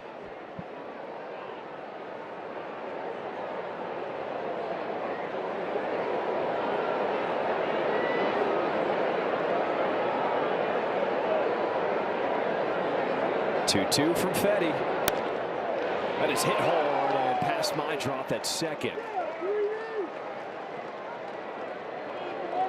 Sox fans, miss yesterday's game? With the Chicago Sports Network app, you can watch full game replays on demand anytime, anywhere. Start your 7-day free trial today at subscribe.chsn.com. Chicago Sports Network, full stream ahead.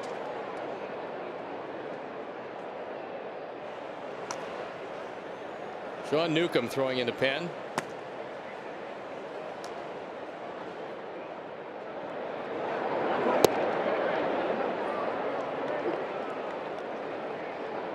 We heard Walker McKinnon tell Brooke that the pen is fully rested. And with Tyler Gilbreth up, it gives Will one more left-hander, and you can never have too many of those. Newcomb's done a terrific job. Hudson has been absolutely brilliant out of the bullpen.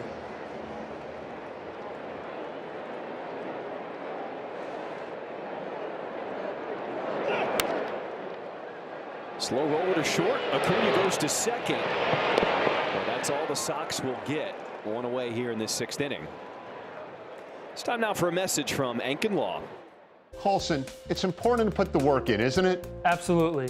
Practicing early, staying late helps me stay locked in. And if you've been injured, my team is here to help you. Call 312-6-million. Injury law made personal. That's Ankin Law.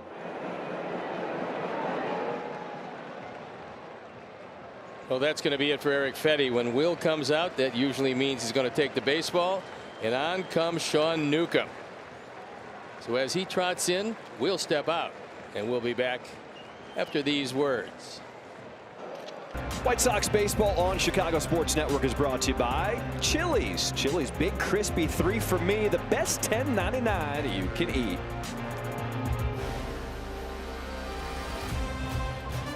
Beautiful sunset here on the south side of Chicago. And a new pitcher on the mound here for the White Sox. Sean Newcomb on. Eric Fetty went 4, responsible for the man at first base. Gave up 4 hits, walked 3, struck out 3. Sean on for the 23rd time, the ERA a fine 2.84.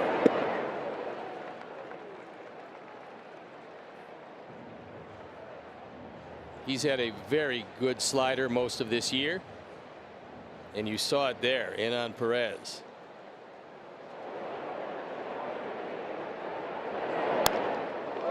Back up the middle. Mydrop races to the bag for one. Throw to first. Chase Mydrop. Mr. Cali Cool turns the double play to end this top of the 6th.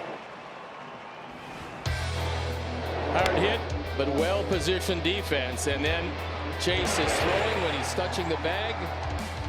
And they get him by a full step at first base. Nice job and out of the inning.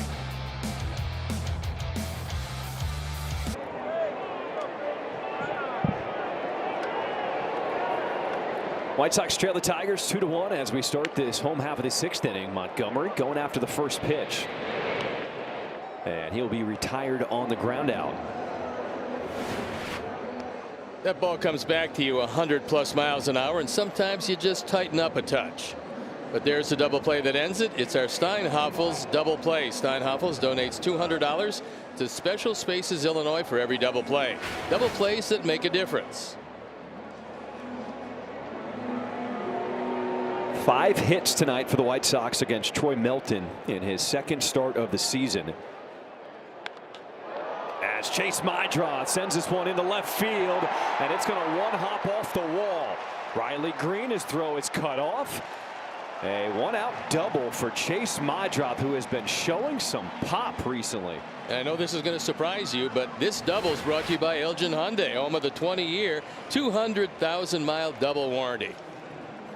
A rocket to left field as Chase is showing a whole lot of power these days. This one hops the wall. Riley Green does not have a particularly big arm, so he hits the cutoff man, and Chase coasts into second base with his 10th double.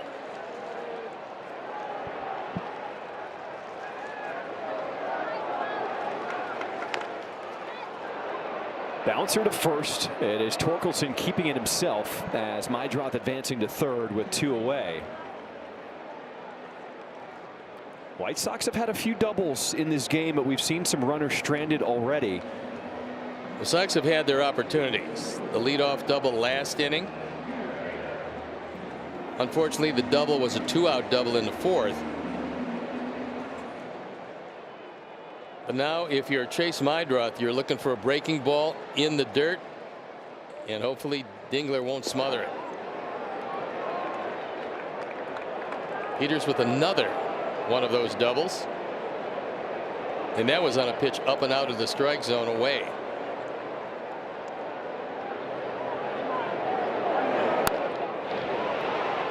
Ground ball is gobbled up by McKinstry. And the Sox strand another base runner and trail the Tigers by 1.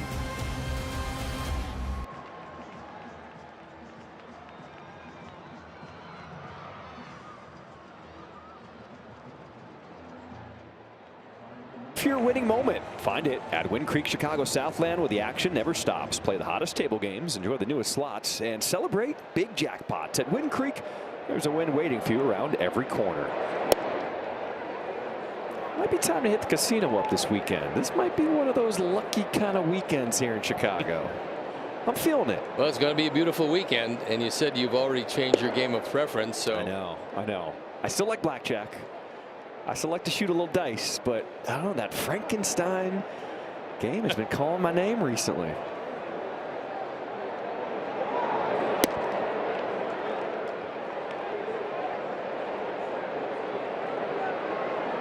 Sean Newcomb got the double play, the only batter he faced in the 6th inning as we start this 7th.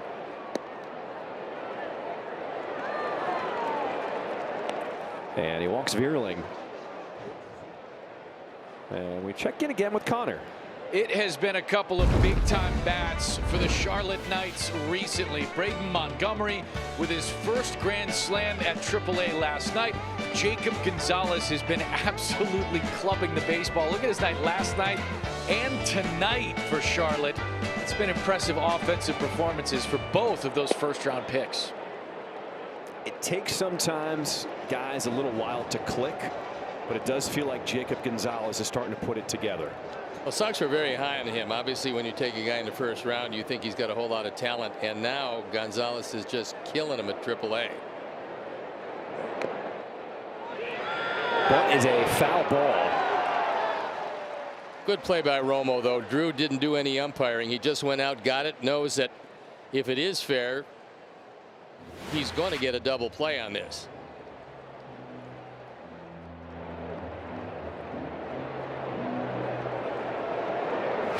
Called by Harry Wendelstedt, and he said nope, it did not go into fair territory.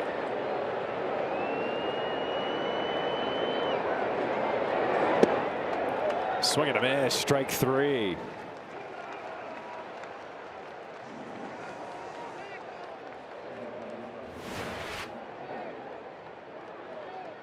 We'll watch it again. It's a two-seamer with a little late life, and no contact for McKinstry.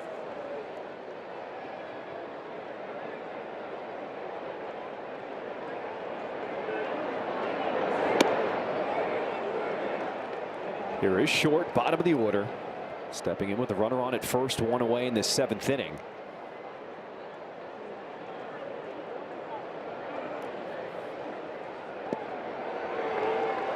Good breaking ball. Hit Short well over the top of it.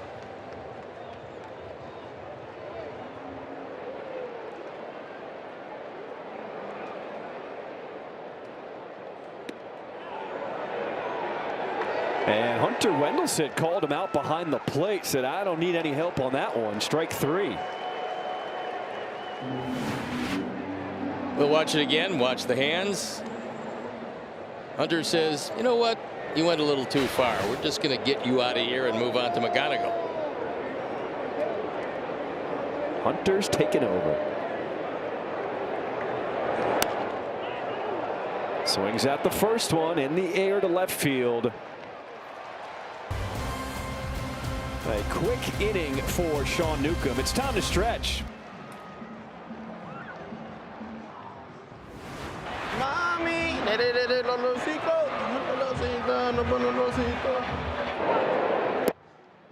Away. Sick. Here you go, Eagle.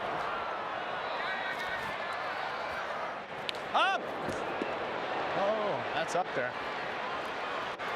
I mean, their bullpen's been getting warm for the last 8 innings. We're only in inning 5. That guy's moving all the time.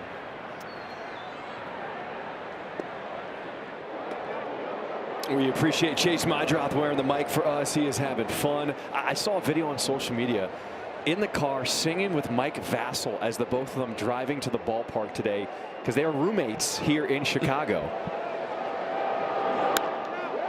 Nashida lifts this one in the air to left center field. As Vierling with the catch to start this home half of the 7th inning. It's time now for a message from Steele and Lober. We've just received this bulletin. The Roswell Army Airfield has just recovered an unidentified aircraft that crashed near the base. Honey, have you heard the news? Receive $1,500 off the purchase of your new garage from now until the end of the month. Call us today. One out here in this bottom of the 7th, and Steve, you talked about Troy Melton, how the Tigers are very high on him. In his first outing this season, Orioles were 0 for 9 versus fastball and 0 for 3 versus his slider. Well, there's no doubt the stuff is there.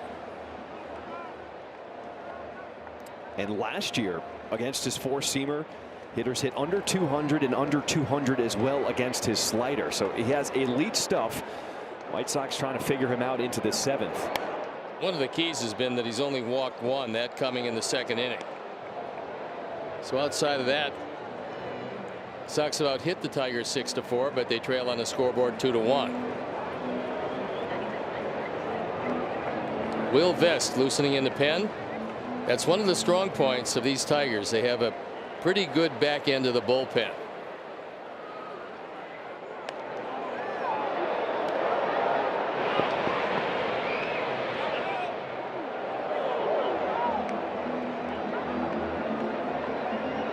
Romo 1 for 2 tonight, doubled his last time up. That led off the 5th inning, but that's where he would stay.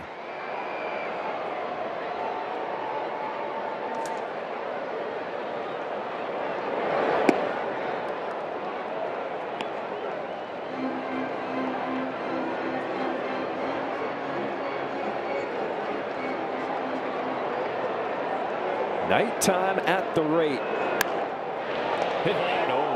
Glove by Torkelson as he takes a hit away from Romo. Out number 2.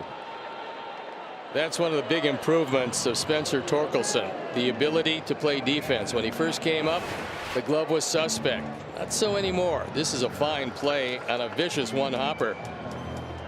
Able to get it to Melton, who's covering the bag for the out. That's a double if he doesn't keep that glove in front of it.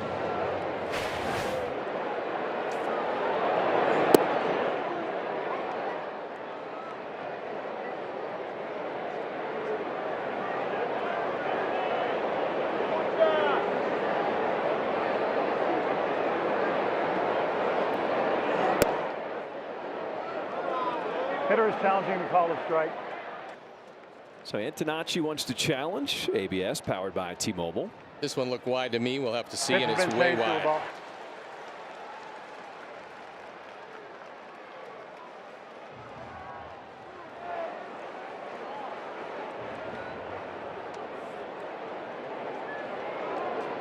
Two outs here in this 7th inning.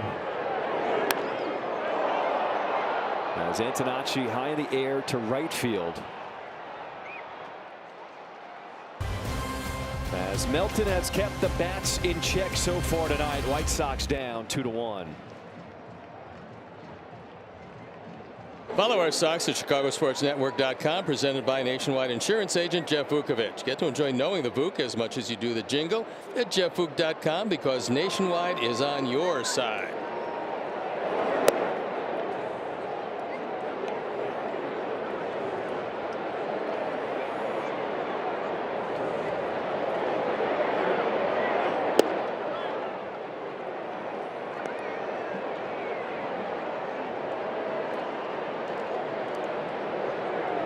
Dingler, the difference in this ball game is 2-run homer in the 3rd.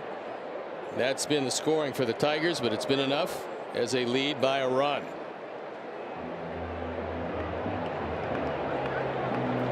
Two, 3, 4 in this Tigers lineup as Newcomb tries to keep this one a 1-run ball game.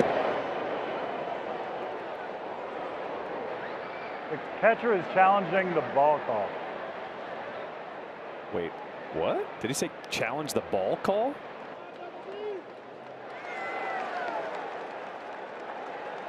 And he got him. All right. This one had the whole plate. I thought it had the whole. I was surprised he called that a ball.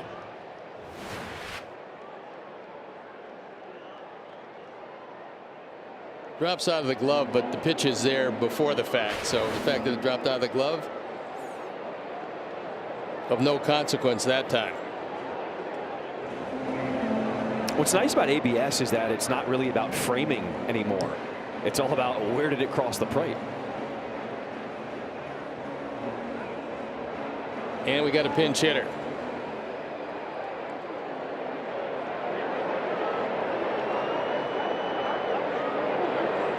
Lee on to pinch hit.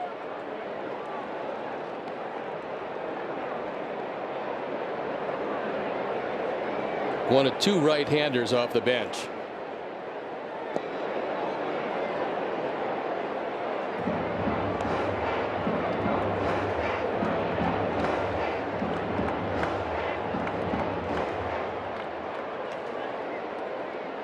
Lee, the 23-year-old from Taiwan, takes that pitch up and away. 2 balls and a strike.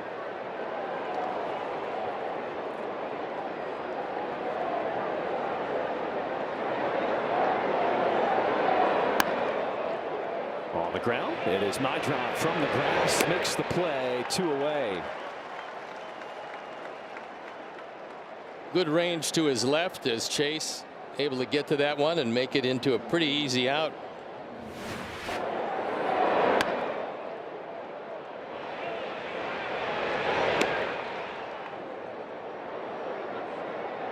There's times when you have to throw on the run, and there's times when you have time to set your feet.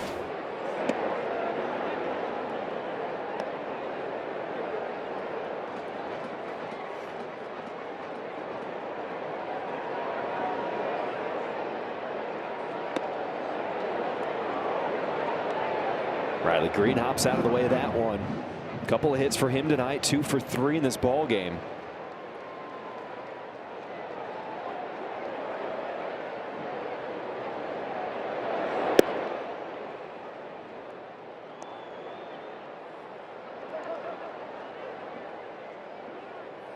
So Anthony Dominguez in the pen, and you would think he'd come on to face Torkelson if he loses Green.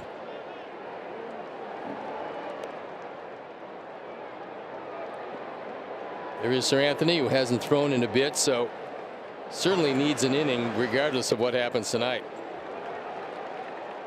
Newcomb battling back. Count is now full here to Green.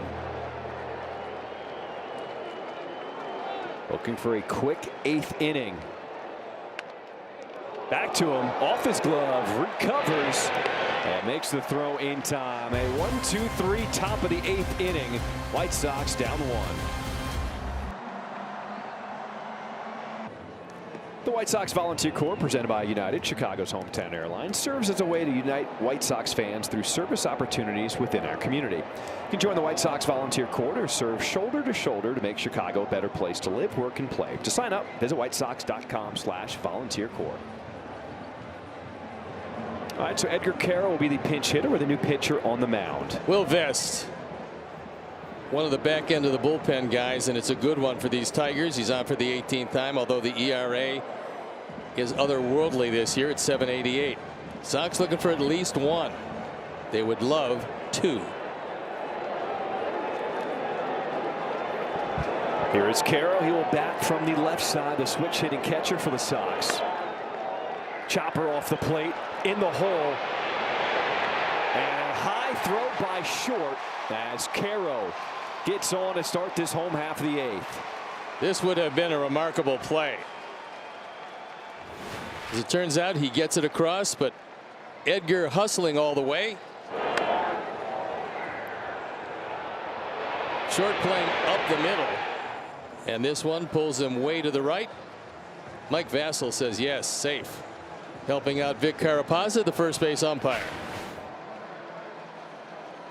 So Derek Hill will be the pinch runner for Carroll, representing the tying run on at first.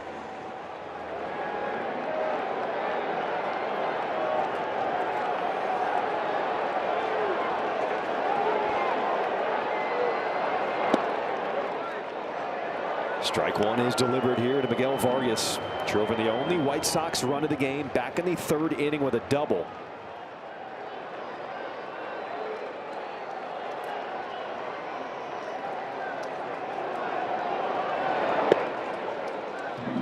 You're wondering why there's a haze on your television set right now, where there were some fireworks set off between innings as part of the festivities. So it's just lingering a little bit here over the field, as over 30,000 people packing into the ballpark here on this Friday night.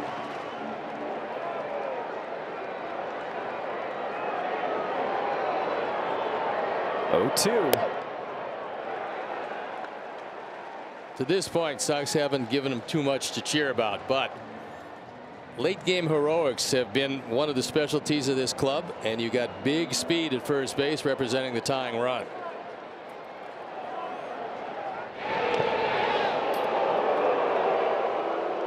As Derek Hill back to the bag, and hopefully he's going to be okay.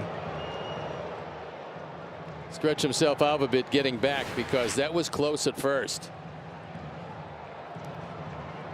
And this one catches him in the ribs. The ball into the runner, and actually if it doesn't hit Hill, he's probably at third base. So first base umpire Vic Carapazza, who's the crew chief, protecting Hill as he's still taking time to gather himself, making sure that the play is still dead. Turned out to be a bad break for Hill and a good break for the Tigers, because that one could have easily gotten away, and Hill suggesting to Torkelson that he might want to catch the next one.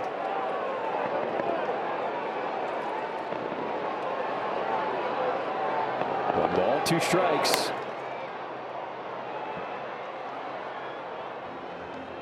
The story of this game so far for the White Sox, not being able to capitalize with runners in scoring position. 0 for 10 so far tonight, and they were so effective in the series against Minnesota, hitting .311 with runners in scoring position. Trying to make something happen here in this 8th inning, down 1. There goes Hill. Stepping on second for 1, the throw from McKinstry, and a double play turned. That's about the worst break you could have, because Hill is running on the play to stay out of the double play. And unfortunately, Vargas hits it in the perfect spot for Detroit to turn 2.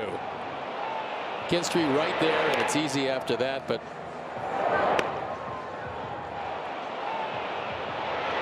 he's standing on the bag when he fielded the ball, and that's always going to be 2.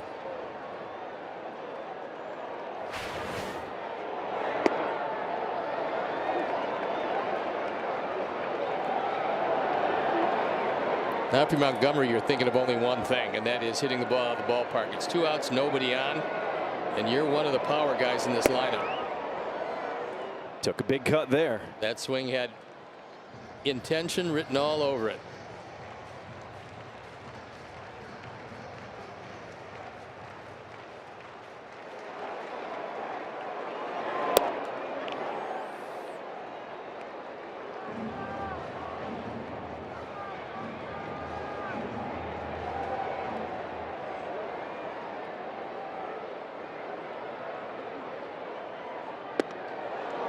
Down and in. And the count is even here at 2-2. Good slider.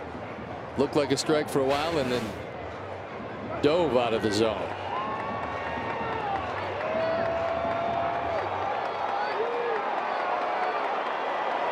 Sox fans trying to provide the energy and lift this team here in the bottom of the 8th inning,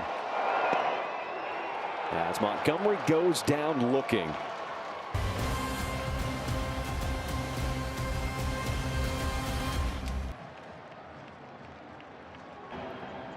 All right, take a look at their lines to watch, presented by Circus Sports. Sports betting the way it should be. The over-under total runs, this is a live line right now, is set at 3.5.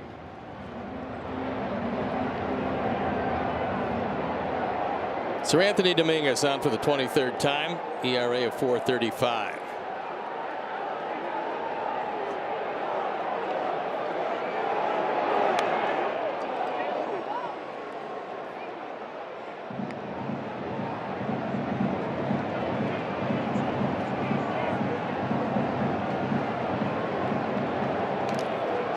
Dominguez has got to turn him away here, turn it over to the offense, and the Sox need a run or two. Some defensive changes as he did go around Vic Carapazza on the call there. So Madrath moves from second to short. Sam Antonacci moves in from left to second, and Derek Hill enters the game in left.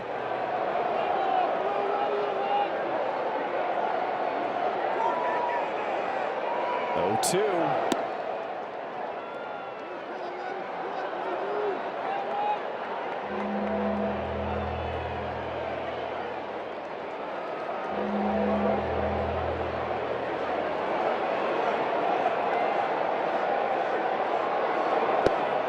Fastball in there. Strike 3 to start this ninth.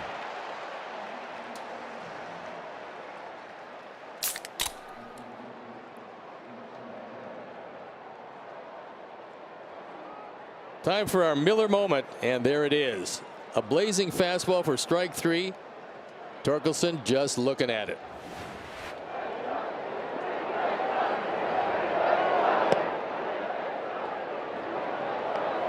White Sox have out-hit the Tigers tonight 7-4, but have left some runners on base, and the Tigers lead this one 2-1 late.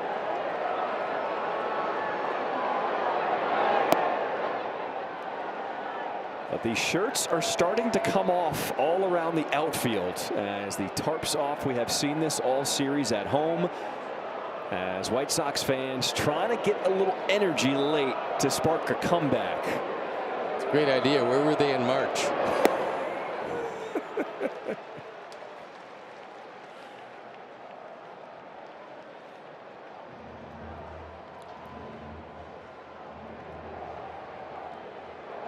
I am here for it. Bring the excitement back to baseball. Strike 2 drops in there for Sir Anthony Dominguez.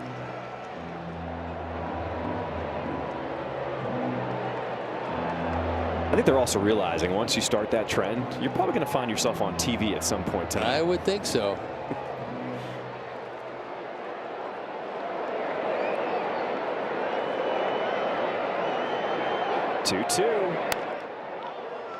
In the air to left field as Hill waits on it and makes the catch for out number 2.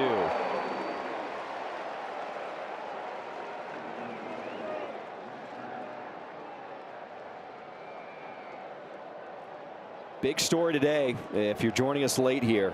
Munetaka Murakami leaving the game in the 3rd inning with right hamstring tightness after running out a ground ball to first base.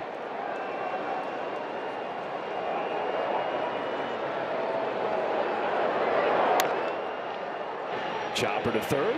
Montgomery off the big hop. Nicely done, Sir Anthony Dominguez. 3 more outs for the White Sox to mount a comeback down the line.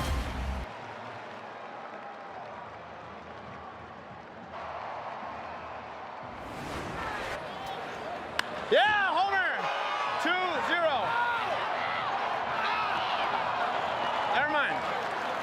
I did. I said 2-0. I didn't think it was like it didn't sound like a clean barrel for you, and you hit it 95 on a line.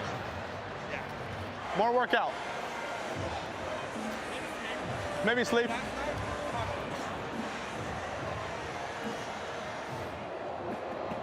They're certainly having fun with each other. As Chase Madrath, we appreciate him wearing the mic for us tonight. Part of Friday Night All Access. Brooke Fletcher, Connor McKnight, Steve Stone, I'm John Schrift. Thanks for joining us. Hoping for a comeback late in this one. Kyle Finnegan comes on for the 26th time. ERA of 175. As far as saves are concerned, he's just 1 of 4.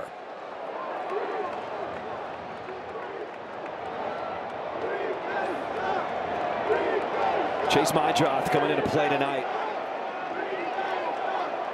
And a .591 average in his career versus Detroit. As Madrath is 1 for 3, doubling his last time up in the 6th. These days he's been pulling the ball a lot more, but they're playing him still as an off-field hitter, with Veerling a few steps to the right of center. Take hack there as he fouls it straight back. Strike one. But it's probably showing you, and a lot of hitters look at the way they're defended. It shows you that most likely Finnegan's going to be staying away from Chase.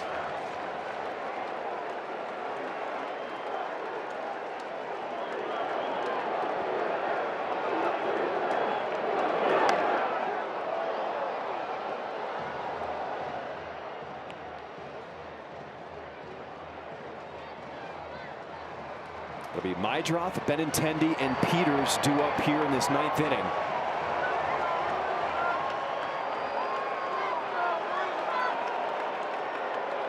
One, two. On the ground, short. And one away in this bottom of the ninth inning.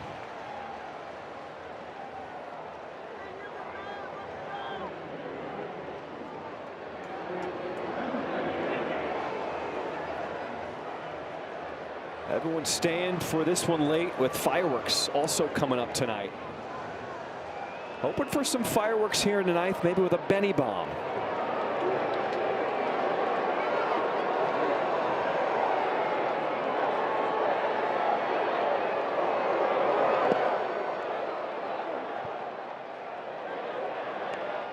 Looked like his splitter and got away. Benny hit the ball very hard in the fourth inning, only to line to green in left field. But he chased him back almost to the wall.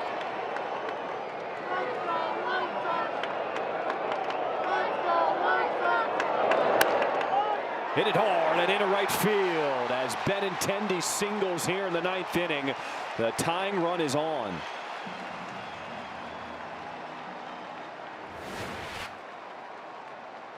Got a two-seam fastball, and it caught too much of the plate. He just goes out and gets it.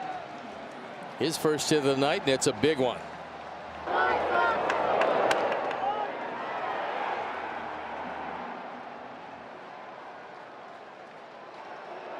Mike Vassell loving it, trying to fire up the troops.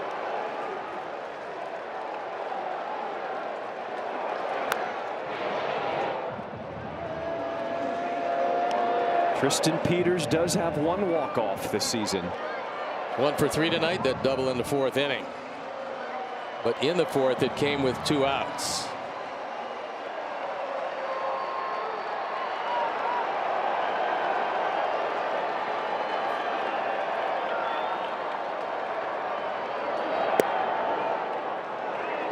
Fastball finds the zone. Strike 2 here to Peters.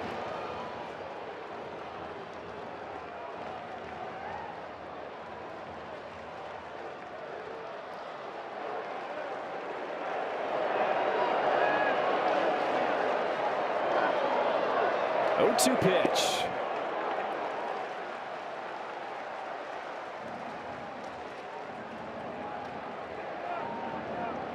Seems like it's been a different guy stepping up each and every game, as the White Sox are depending now on the bottom third of the order to produce. On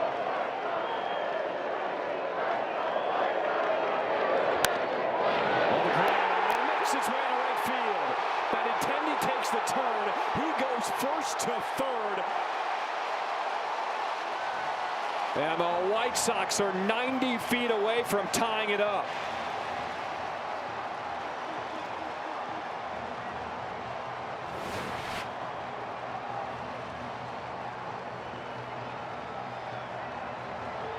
Right through the right side. And then Benintendi reading it all the way. He looks back, notices it's going into right field. Doesn't hesitate. Going from first to third. Steve, how about this energy at the ballpark on a Friday night? Fans understanding just how well this team is playing, needing a lift late in the game. Well, there's no doubt that this team has never given up on anything. And certainly not going to do it here tonight. So the tying and winning runs on base. And a big, big spot for Nishida.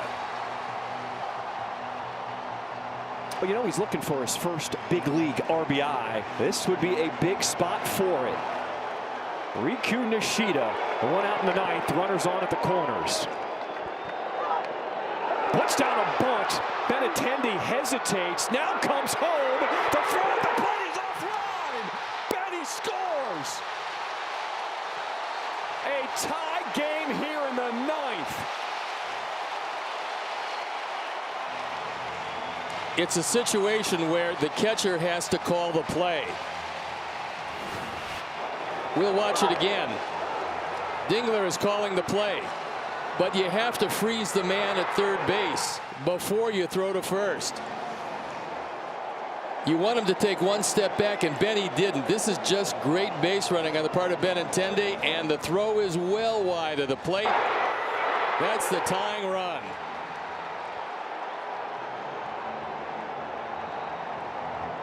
And the winning run 90 feet away. So it goes as the first career RBI for Riku Nishida, tying this game at 2. And an error on the throw, that allowing Peters to advance to third.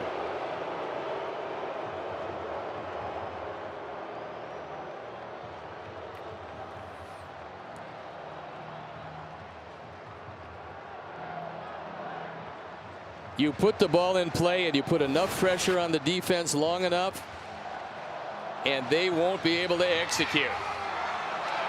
They get him at first, but the throw is way wide, and even if the throw is on the money, I don't think they get Benintendi at the plate. I love it.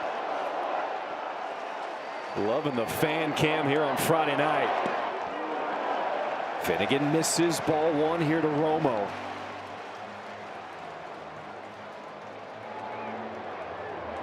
$30,019 here at Rate Field, standing on their feet, hoping for a walk-off.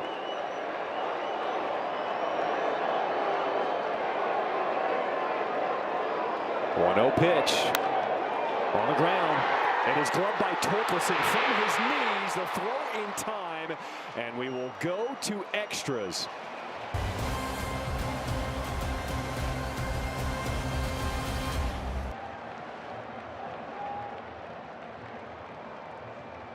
Pushing to first base all the way, and Torkelson throws wide of the plate. Good effort by Benintendi, good base running. And with the winning run 90 feet away, Torkelson, a redeemer, goes into foul territory, makes a slide, makes the play, and it's out of the inning. And it's our slide of the game presented by Wisconsin Dells, the water park capital of the world.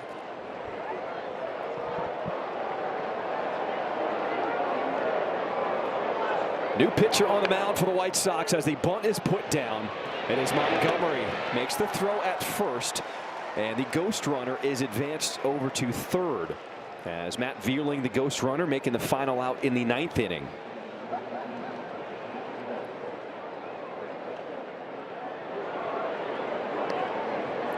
Brian Hudson comes on. 28 times he's been out. The ERA is sparkling 137. So the infield for the White Sox comes in, trying to cut down that run at third. And a bunt is shown by short, but pulls it back. That's usually the play, and the coordination is with Caro and Vargas. This time it was Romo and Montgomery, but Drew couldn't hang on.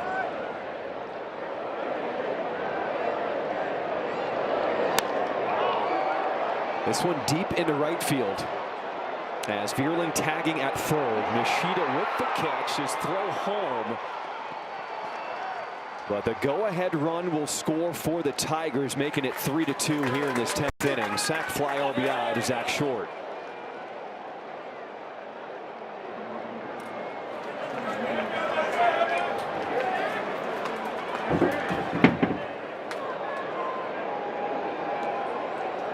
So on the road, the Tigers decide to bunt. A.J. Hinch being unpredictable. You don't see that a lot on the road, but he wanted to play for one. They executed. He got one.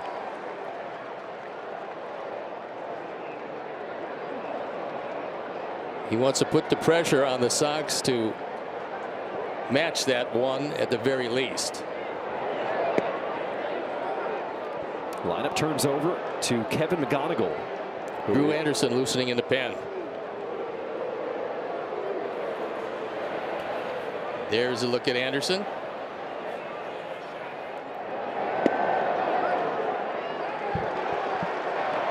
The hitter challenging this call of strike. At this point, you got nothing to lose. You have your 2 challenges. There's no carryovers, so It is a strike. they're down to 1 challenge.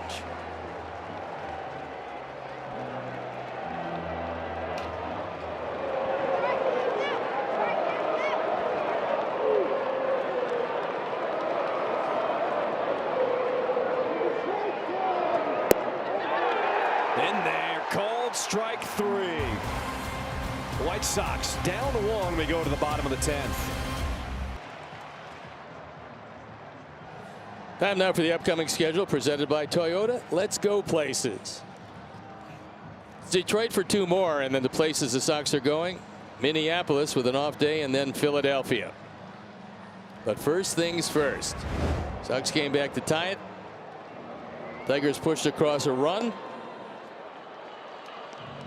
And now it's up to Drew Anderson and the Sox offense. Anderson on for the 19th time. His ERA of 3.5. Chase percentage of 32.1. That's pretty good. The walk rate 10.5. That's a little high. So Drew Romo, the ghost runner, made the final out in the 9th inning. He starts at second. And let's see what the White Sox decide to do with Antonacci here. McGonigal playing in at third defensively. No sign of bunt as that one drops in, strike 1. Big hole in the infield on the left side.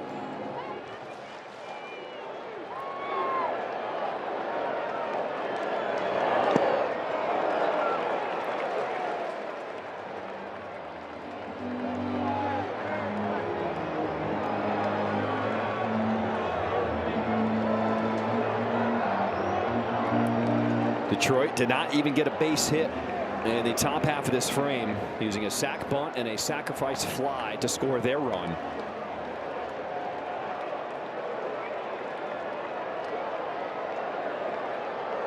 Oh, 2. And Antonacci goes down swinging, 1 away.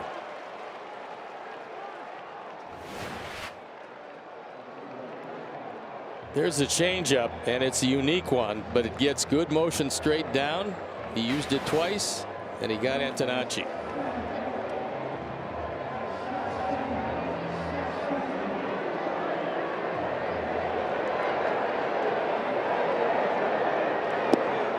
Derek Hill. He did not hold up his swing. That's Vic Carapazza on the call. Strike 1. Look at it from the side. It's another one of those changes, and I think he went a little too far.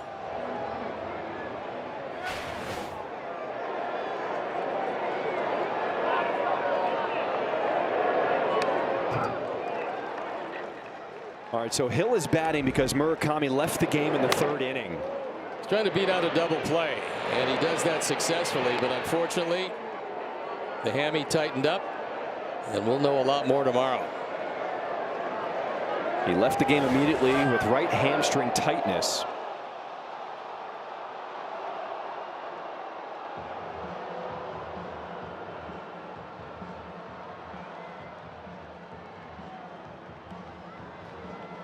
And Derek Hill trying to deliver. He has 1 career walk-off hit. It was in 2021 with Detroit.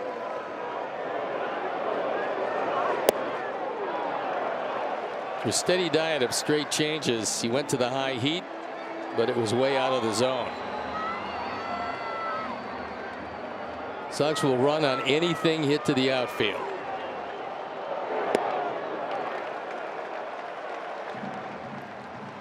Two balls, 2 strikes, the count here to Hill.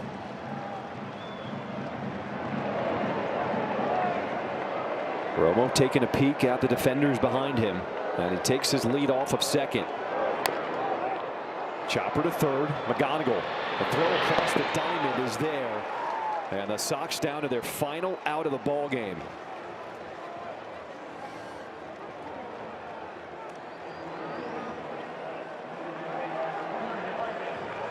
Miguel Vargas is the man. He drove in a run with a double in the 3rd inning.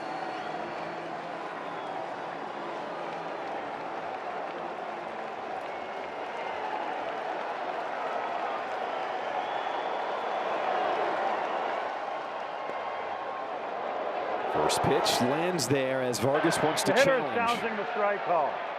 At this point, you got 1 left in the bag, and this is a big call. You might as well take it. ABS powered by T-Mobile, and it Pitch is to the in strike. there. Chicago is out of challenges.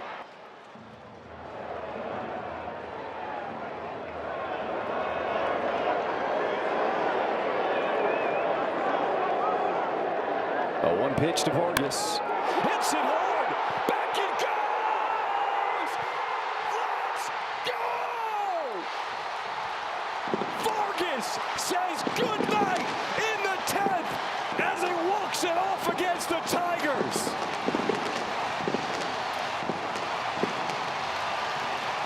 His first career walk-off, and it is huge.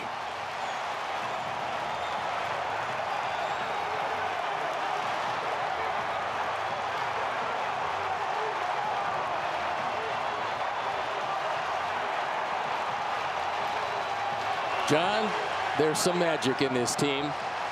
Don't know how far they're going to go, but they keep doing things like that. The team has always believed in itself. The fans are starting to believe in the team. 30th win of the season. Even on a night when Murakami left the game with an injury, somebody else stepping up big in the clutch. And that's what has to happen, because now you got Montgomery, you got Vargas, and you got a team that believes they're going to win every night. And the Sox come back to win 4-3. They came back twice. They came back in the 9th. They came back in the 10th. And that is a magical moment. And now Vargas says, let's go, as he hypes up the crowd.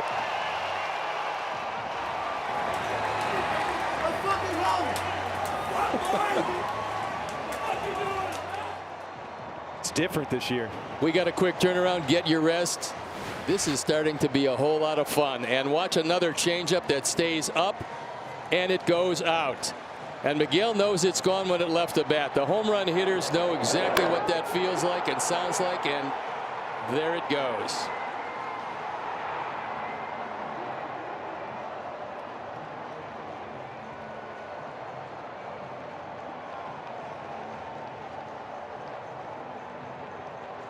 Let's send it to the hero, Miguel Vargas, with Brooke. Miguel, with the game on the line, take me through what was going through your mind in that at-bat. You know, winning was all I got on my mind. I just want to drive the running and, you know, be able to win this game, and, you know, hopefully I got Lucas win.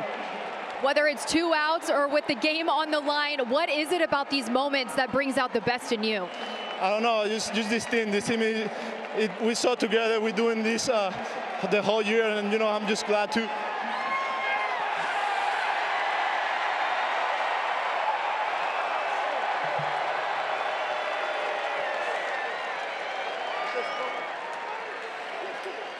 Miguel, you have been telling me all season long that this team, they don't quit. Tell these fans why this year it's different with this group. You know, having all them here in the stadium showing no love for us, and, you know, see them support our team the whole year, you know, that brings all the energy for us in the clubhouse, and, you know, all the fun has been amazing. And then, you know, we cannot be more glad to represent the city of Chicago. Miguel, congratulations. Thank you so much. Thank you. We'll be right back after the break. We'll send it to Chuck and Ozzie.